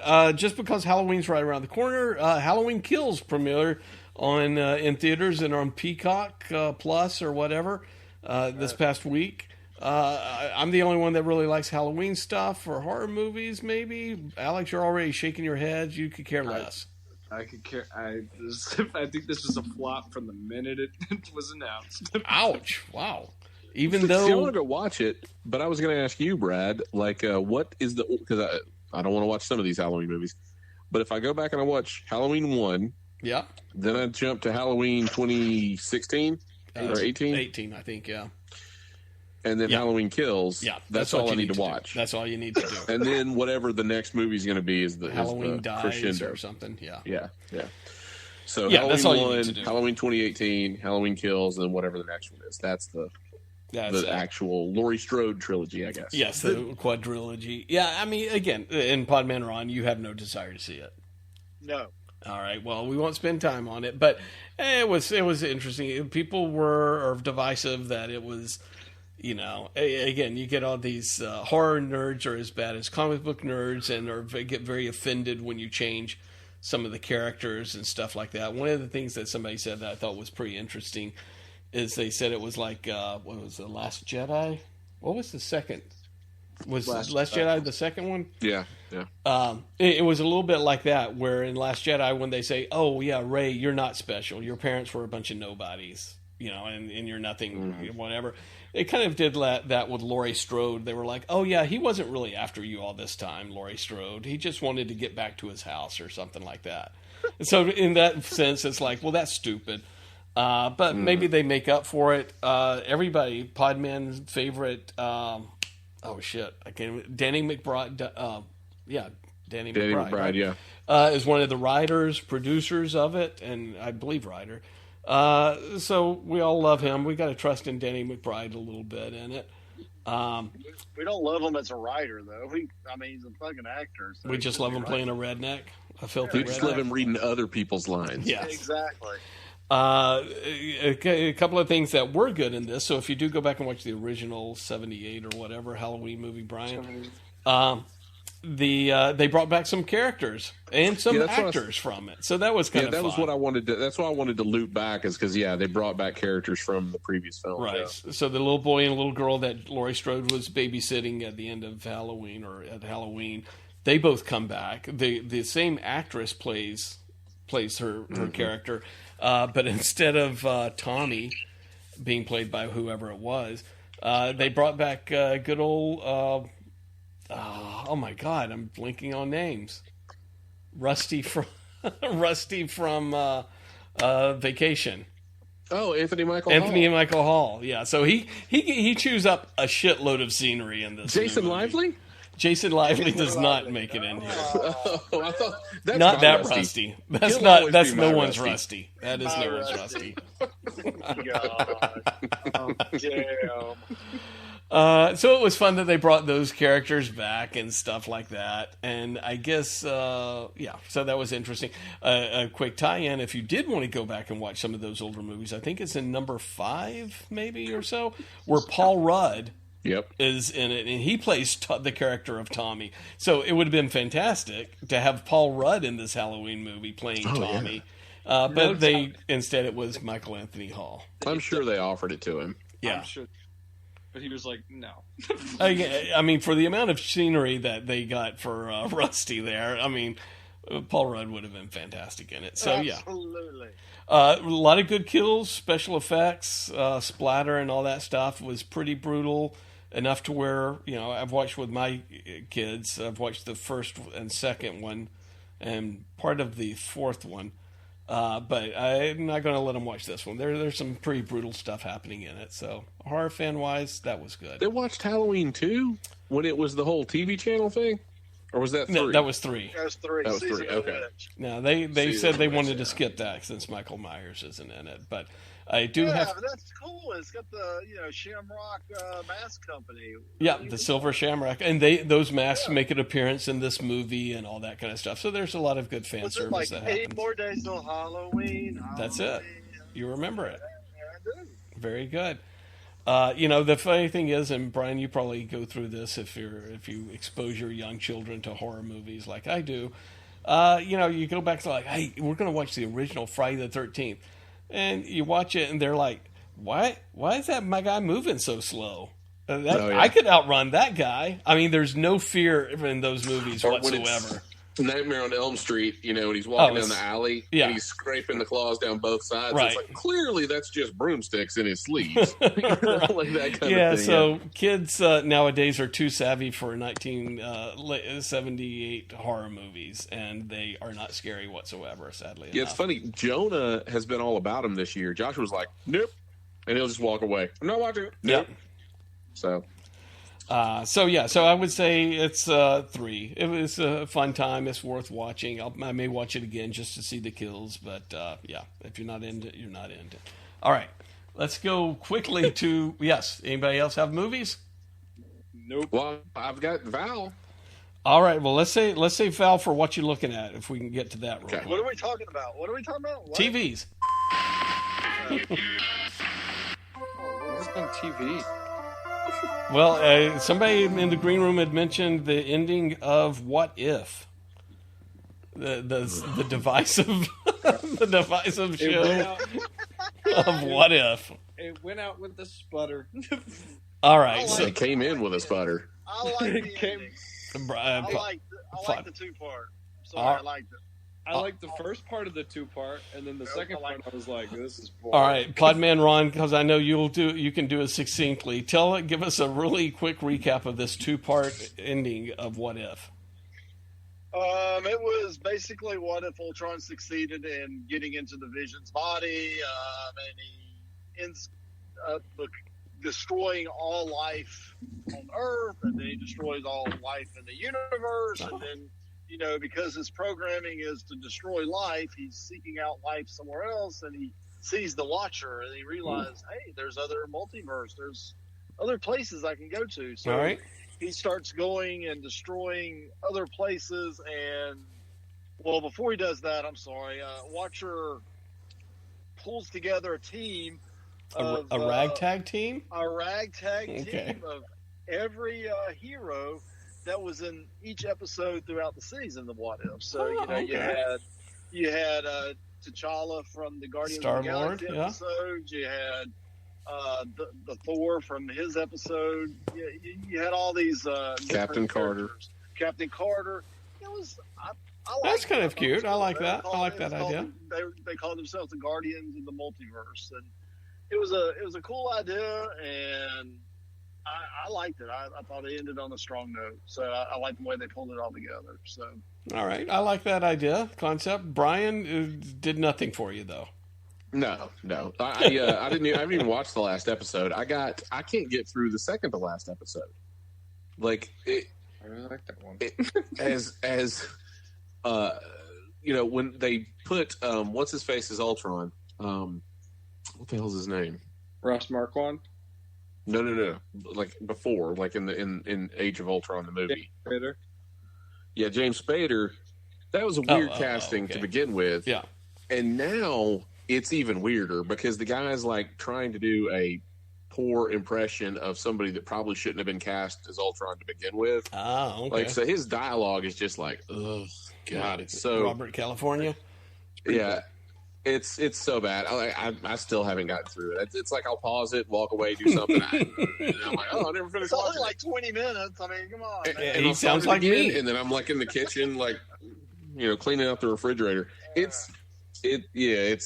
So I haven't made it to the last episode. At some point, I'll be caffeinated enough, I guess, to finish it, but that has not happened so far. So, Alex. I think the second to last episode is actually my favorite, which is funny. The voice acting, I'll agree, is bad. Like, I don't know what they were what direction they were like. They were like, can you do almost James Spader? And he was like, I can do almost. Yeah, I can do almost. Almost James Spader.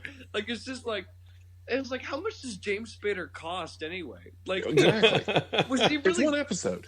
Was he that expensive? Because they got a lot of other people back, right? I mean, they had Lake Bell does a really good Scarlett Johansson. So that's really cool. And honestly, the banter between honest to God, this is the best. These 20 minutes of animated television is the best Hawkeye's been in the MCU by far.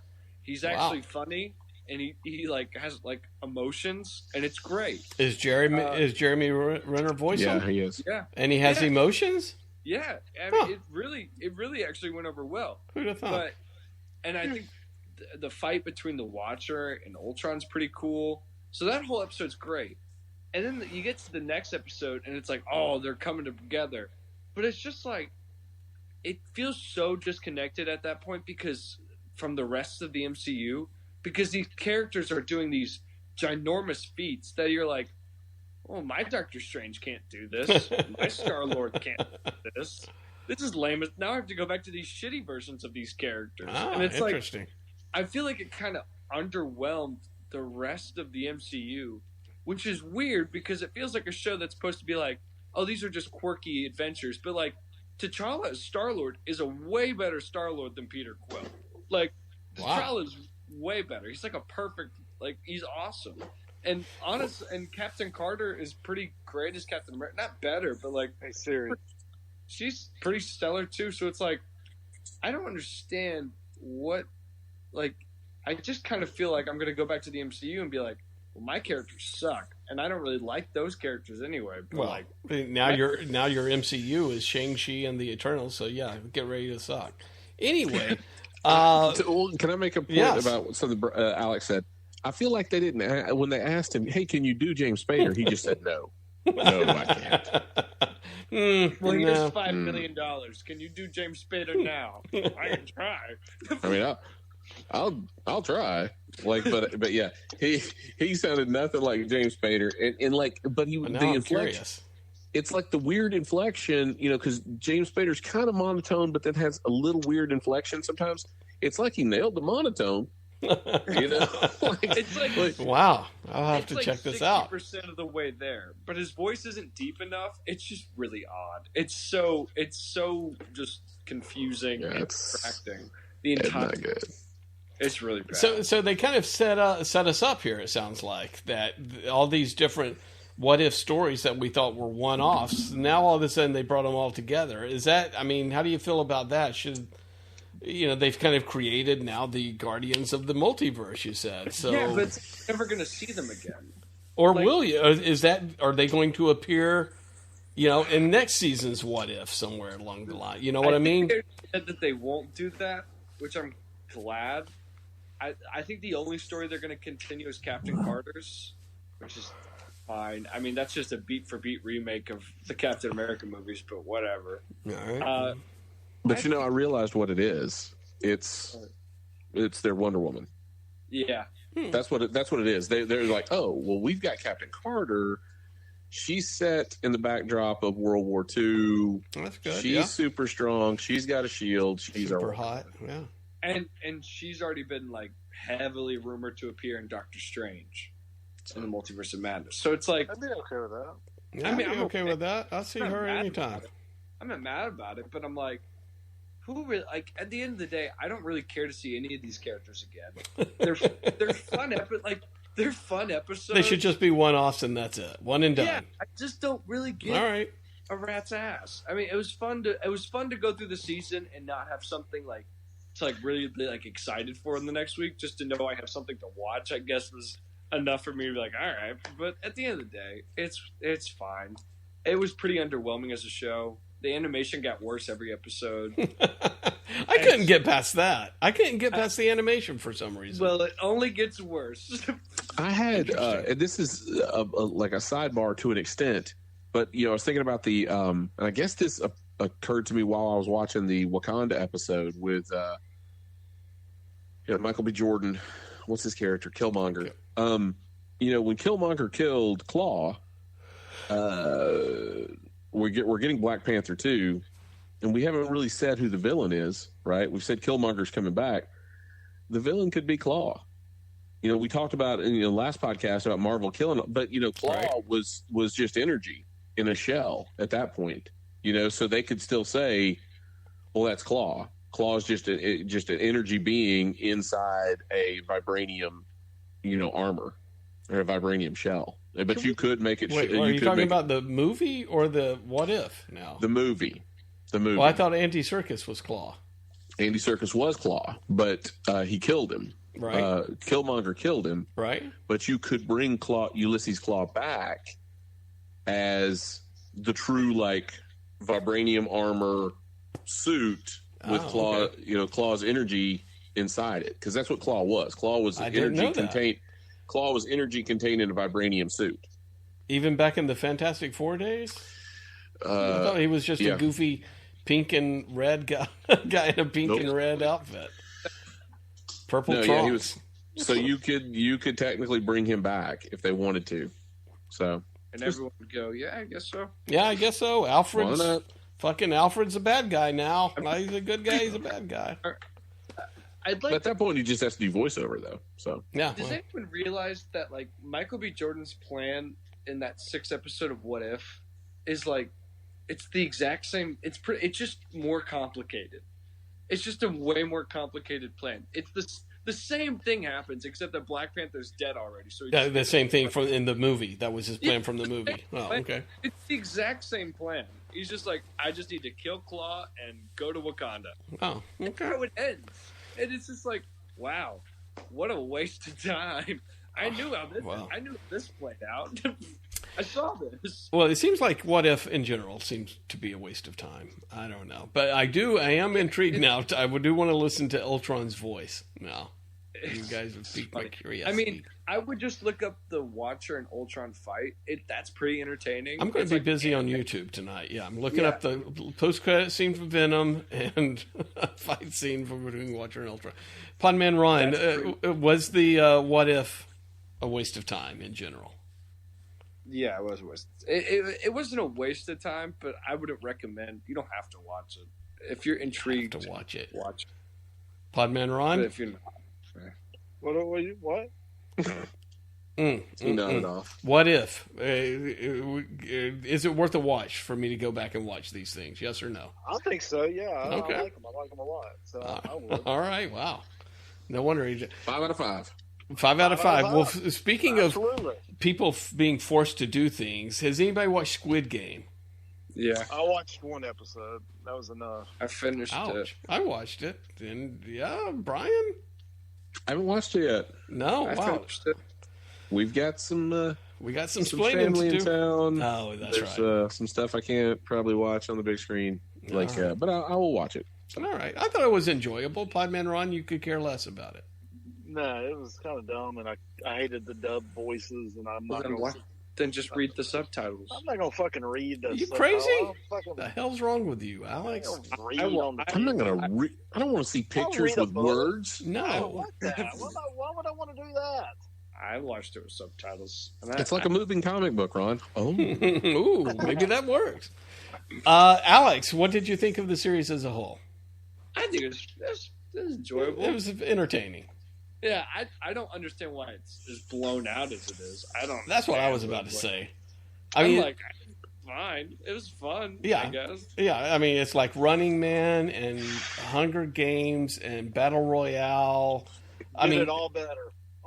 No, I mean, I thought they it was done pretty well and everything, and the characters were. It's a pretty show. Yeah. I can say that about it. It's a really pretty show. I thought they did well fleshing out the characters. They were most, the main characters had a few dimensions to them and stuff like that, and you kind of cared about them.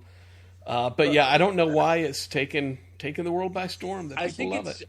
I think it's just I would assume the thing that's taken the dumb audience that we have in this world is that it's a bunch of like childhood games, like reimagined. Maybe, yeah.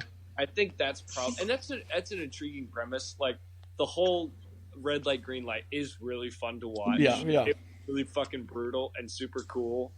But other than that, I don't think there was a game that really intrigued me. Maybe the tug of war, but that was pretty much it. Yeah. I feel like some of this stuff it hits the zeitgeist, but it's not new material. We've all known these concepts for years, and somebody kind of bastardizes it, 20 years later, and everybody's like, "Oh, this is amazing!" It's like you said, did nobody watch Battle Royale? This is has nobody watched The Hunger Games? I think it's done better than a lot of stuff. Yeah, but it is The Hunger Games. It's done better. I like this more than The Hunger Games, but I would also think it goes to show just how weak network television is right now. That this is a big hit. This is such a huge hit. Yeah. Well, I think it's probably, and I think Brad could probably agree with it, is that after Parasite won Best Picture, I feel like audiences, and that kind of like blew up and more people watched it than I think they expected. I think audiences were like, "Oh, subtitles really aren't that big of a deal." They are. It's really not that hard to sit through subtitles, and I think now we've gotten a modern exposure to like international film and TV that we never had before, along with the zeitgeist. So the combination of those two things are like, "Oh, fuck it, let's just watch." I think, and people are starved for entertainment. So it's like they'll make the concession. Well, we're not getting a ton of stuff right now. I better appreciate what I got. If I got to read something to be entertained, I'll read it to be entertained. Yeah, people love Korean movies thanks to Parasite. I ain't mad about it. Really I would not watch the dub of this. I watched like one clip, and it just the dialogue just does not match up. Yeah, people have said just how bad the dialogue is on this, like the dubbing and everything. So yeah, it just does not add up for translation. Yeah, good enough. All right, I still recommend go watch The Host. We rewatched that on Amazon. I've watched The Host. Yeah, there you go. Good monster movie. It's a good monster movie. I watched Modern Love on Amazon Prime. That does not count as a Korean horror movie, I don't think. It's great. All right, fine. Did you watch Annette yet? No, I haven't got a chance. Damn you, Alex. Sorry. I mean, you're the only one that will watch that, so I need you to watch it. I'll sit down and watch it this weekend. I'll make people watch it with me. Thank you. All right. So that's a Squid Game. I would say, Podman Ron, give it a watch. Brian, I hope you get to watch it as soon as those pestering Aunt Flo leaves the house. But don't force yourself to watch it. I would say go ahead and force yourself to watch it. I mean, again, it's not fantastic, but it's entertaining, and it was only 5 episodes, I think, 5 or 6. That's easy. So it's a pretty goes down pretty quickly. Yeah, you can fish it. And it's got a cute little old man in there, Podman Ron. You should love that because you love cute little old people. I do, but it just didn't do it. I don't see the fascination. It was terribly dubbed, and it was just dumb. I mean, what's the man care about getting his debt paid off? He's old. He'll be dead soon. Yeah, he'll be dead. Exactly. He likes playing the games. That's his whole plot. Is that he just likes playing the games. Crazy old man. It reminds him of his childhood. I'm glad he died. Spoiler alert. That's so stupid. It's not bad. That's not bad. It's not, for like a secondary character who doesn't get much development, it's kind of sweet. Right. That's why. Yeah, he's and we've watched worse things, right? You sat through Venom. Yeah. All right. Let's. Oh my gosh, we're at the 2-hour mark here. I know. All right, let's go to what you're looking at and try to go through these quickly here. What you looking at? All right, Brian, Val. You watched the documentary about Val Kilmer on Netflix or Amazon Prime, rather. I'm sorry.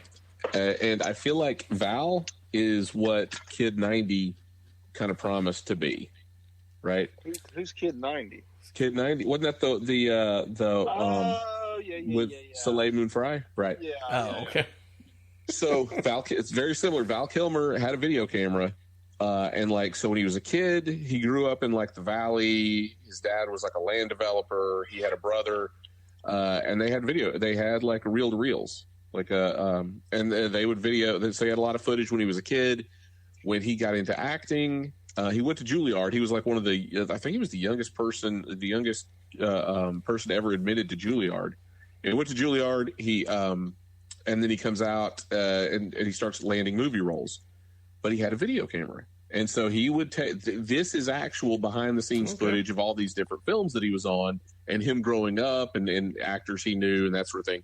So he's got behind the scenes footage of when he was doing Top Gun, when he was doing Real Genius. Real Genius, when he was doing Batman, right? Ooh. When he was Batman. And when he did The Island of Dr. Moreau. Right? And so that's what makes it great.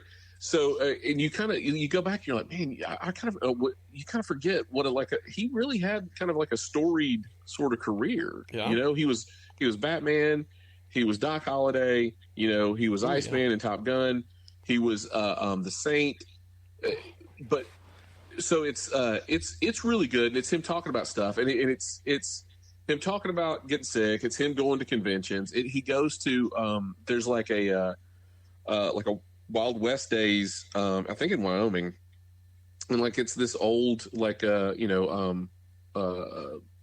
western town, and so it's kind of you're going into Winston-Salem, North Carolina. It's you're going back in time. Everybody that's there is dressed and they're acting like it's back in the Old West, and then they watch Tombstone right that night. So he goes to that. He went to that as a convention.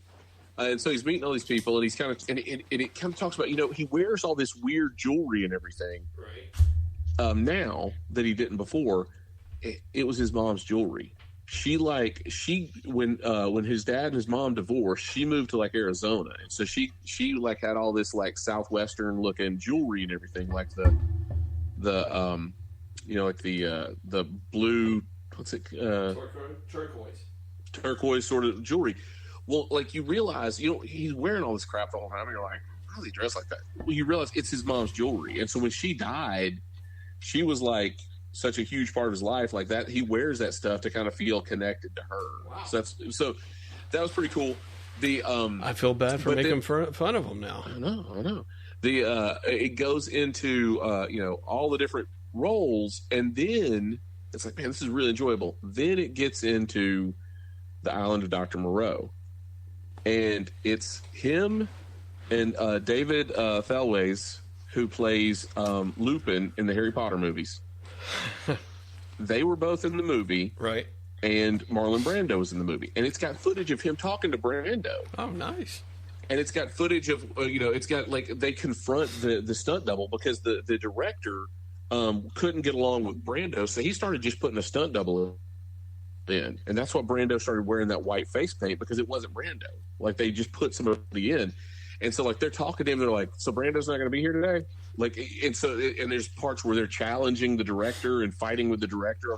So you heard, in the 90s, this was a huge, the movie was such a flop and there was all sorts of problems on the set.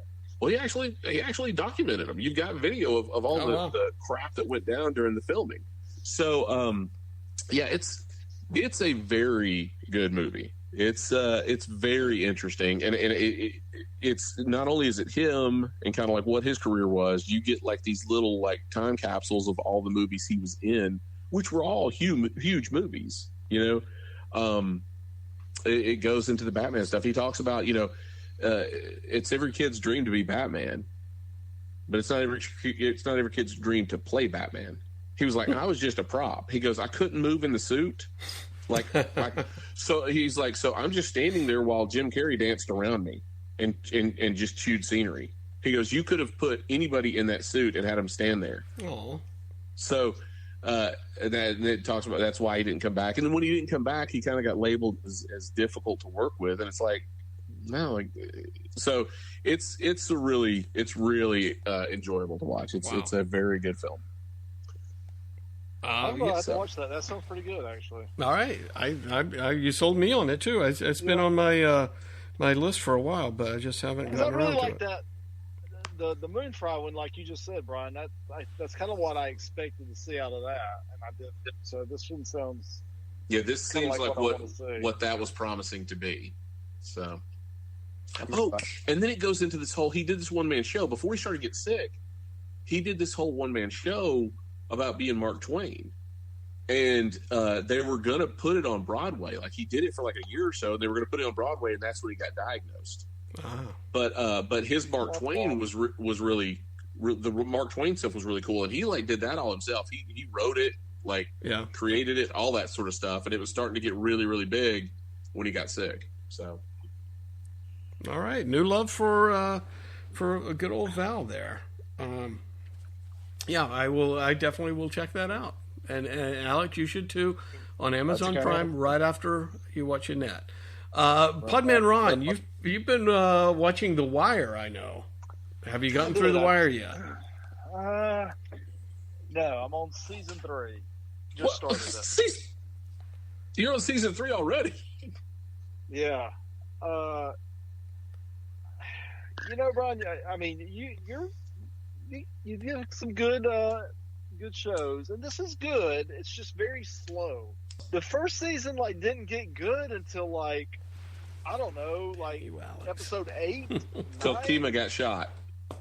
And then season 2 started out to me strong, but just fucking it went in so many different directions, and there was so many subplots going on and it never really came together at the end, and just went everywhere. And just I've never seen a show that all the subplots just didn't wrap up. They just went the fuck everywhere, which honestly is like what really happens in these investigations. So I mean, it is true to life, but who wants to fucking watch True to Life? No one. And so far, season 3, although I'm only on episode 3 or 4, it is by far to me the strongest. It started out strong. The characters, they're more developed. They're more together already. It seemed like season 2 took forever to get the main character with the rest of the team. I mean, which was kind of weird. So, but yeah, I'm enjoying season 3 a lot better. But honestly, I don't know how anybody ever got out of season 1 or 2 of those. I mean, it was just very, very slow to me. Well, but see, that's the thing is, once you've got the characters on lock, you appreciate it more. You're right. Yeah. Oh, I agree with you, but it takes forever to get them on lock. I mean, it's like, oh my God. If you went through and watched this, if you literally watched all 5 seasons, get to the end and go, I'm going to watch episode 1 again. I'm just going to sit down and watch episode. Yeah. If you watch, by the time you're done with episode 1, you're gonna be like, "Oh shit, I got to watch this whole thing over again." And I get it, but I probably will never do that. Well, just do that when you get to the end. Just watch episode 1. I will say, like you said, it's like a smorgasbord of popular actors today. That's in it. Lance Reddick. I mean, Dominic West. I don't really know what he's been in, but he looks familiar to me, so I'm sure he's been in some other stuff. There's just a shitload of actors and actresses that's on here. Is it Amy Ryan who was in The Office? Yeah. Steve Carell, she was in it. I love Omar. He's my favorite so far. He's fantastic. I don't know. Oh shit, it's Omar. Yeah. Oh man, he's great. But yeah, it moves Michael B. Jordan, Idris Elba. Idris Elba, of course, he's awesome. But what did Michael B. Jordan play in it? He was in the first season. He was at the what was the where they were selling dope? The Low Rises. He was in the Low Rises. He was one of the kids. Okay, I mean it just moves so slow, especially those first 2 seasons. But I really starting to like the 3rd season. So it's just funny how we're at the transition here of cell phones so they're on payphones this first season, and that's what The Wire is. They're tapping these payphones, but now But now they're in the second season. They started into cell phones, Mm-hmm. and what's so funny is like at one point towards the end of the second season, they're watching the bad guy type on something, and he's like, "What's he doing?" And the guy goes, "Oh, that's texting. He's texting somebody." That's a new... He goes, "My daughter does that. She loves that." And I'm thinking, "Oh my God, were we in that time where texting was just not a thing back then?" You know, I mean, which we were, but you know, I started thinking, God, when did I start texting? I mean, what year was that when that was that came around? But I mean, the year of your first text. Funny, but it was so funny because I mean, this show starts off in like 2002, so this episode was in 2003. So, but it was just funny to hear him say, "Yeah, that's texting. My daughter does that." Like it was some, ooh, whoa, what is that? What's he doing there? So yeah, I'm going to stick with it. Like I said, it's because season 3 is so strong and the characters are very likable. But it's not as good as I thought it was going to be. That's just how. That's just how it is. Yeah, it's just how it is. I've watched The Wire 3 times through. Wow. I think it is the only show I've ever done that with. Justified is the only show I've done that with. The Office is the only show I've done that with. Oh, yeah, I can say The Office, too. And Seinfeld. I probably watch Seinfeld. Oh, yeah. Yeah, I guess that's what I'm looking at is Seinfeld, and I'm actually restarted Community the other day. Yeah.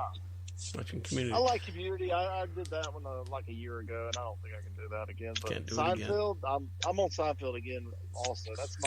That's my going to sleep show at night. Seinfeld right now. Put you right to sleep. And then Stargirl. You're watching Stargirl. I am. That's a really good show. I mean, I started back on it. Of all the other than the Lois and Clark show, Lois and the Superman show, this Stargirl still holds up. It's kind of a fun show. I thoroughly enjoy that. Yeah, I guess I put that down. I guess I didn't really have much to go with it. So. Okay, it was really good. Except that I really like it. It's good. It's a good show. I did one of my old Flash reviews on it, I guess. It's good. It's good. I like the acting, like the directing, like everything. All right. Well, let's try to wrap this 2-hour extravaganza up. And we do have a few things coming up here. Some people may actually watch Dune. Some people may watch Eternals. Yeah, I'll see that. You'll see that? Brian, are you... I know, Alex, you will go see Eternals, right? I will go see Eternals. Brian? I'll go see it, but I do not have high hopes for this film. Well, people are saying it's very cinematic and gorgeous. I will have to reserve my opinion until sometime in the future, I think. You know, I still haven't watched Black Widow, and it's on, you know, it's free on Disney Plus now. It's like, I could care less about that. You know, a couple of times I've been like, you know what, I really want to watch that movie again, and then I think, let me watch Seinfeld. Let Jerry put me to sleep. Seinfeld, you know? So, yeah. All right, so we got a few things coming up here in the future. Yeah, we got some stuff. We're doing James Bond next week. James Bond episode next week for Halloween. Everybody bring your favorite and your least favorite James Bond movie. Okay. Moonraker is mine for both of them. And your favorite James Bond. Ooh. All right. Tough choices to make here, fellas. James Bond episode? I think for Her Eyes Only, for Your Eyes Only is got to be a strong candidate for Roger Moore, right? That's probably the best Roger Moore, isn't it? I'm not going to say. Yeah. Hey, we're saving it for next week. Being Brad. That's a being Brad sidebar. Hush your mouth. Until next time. Save it for the podcast.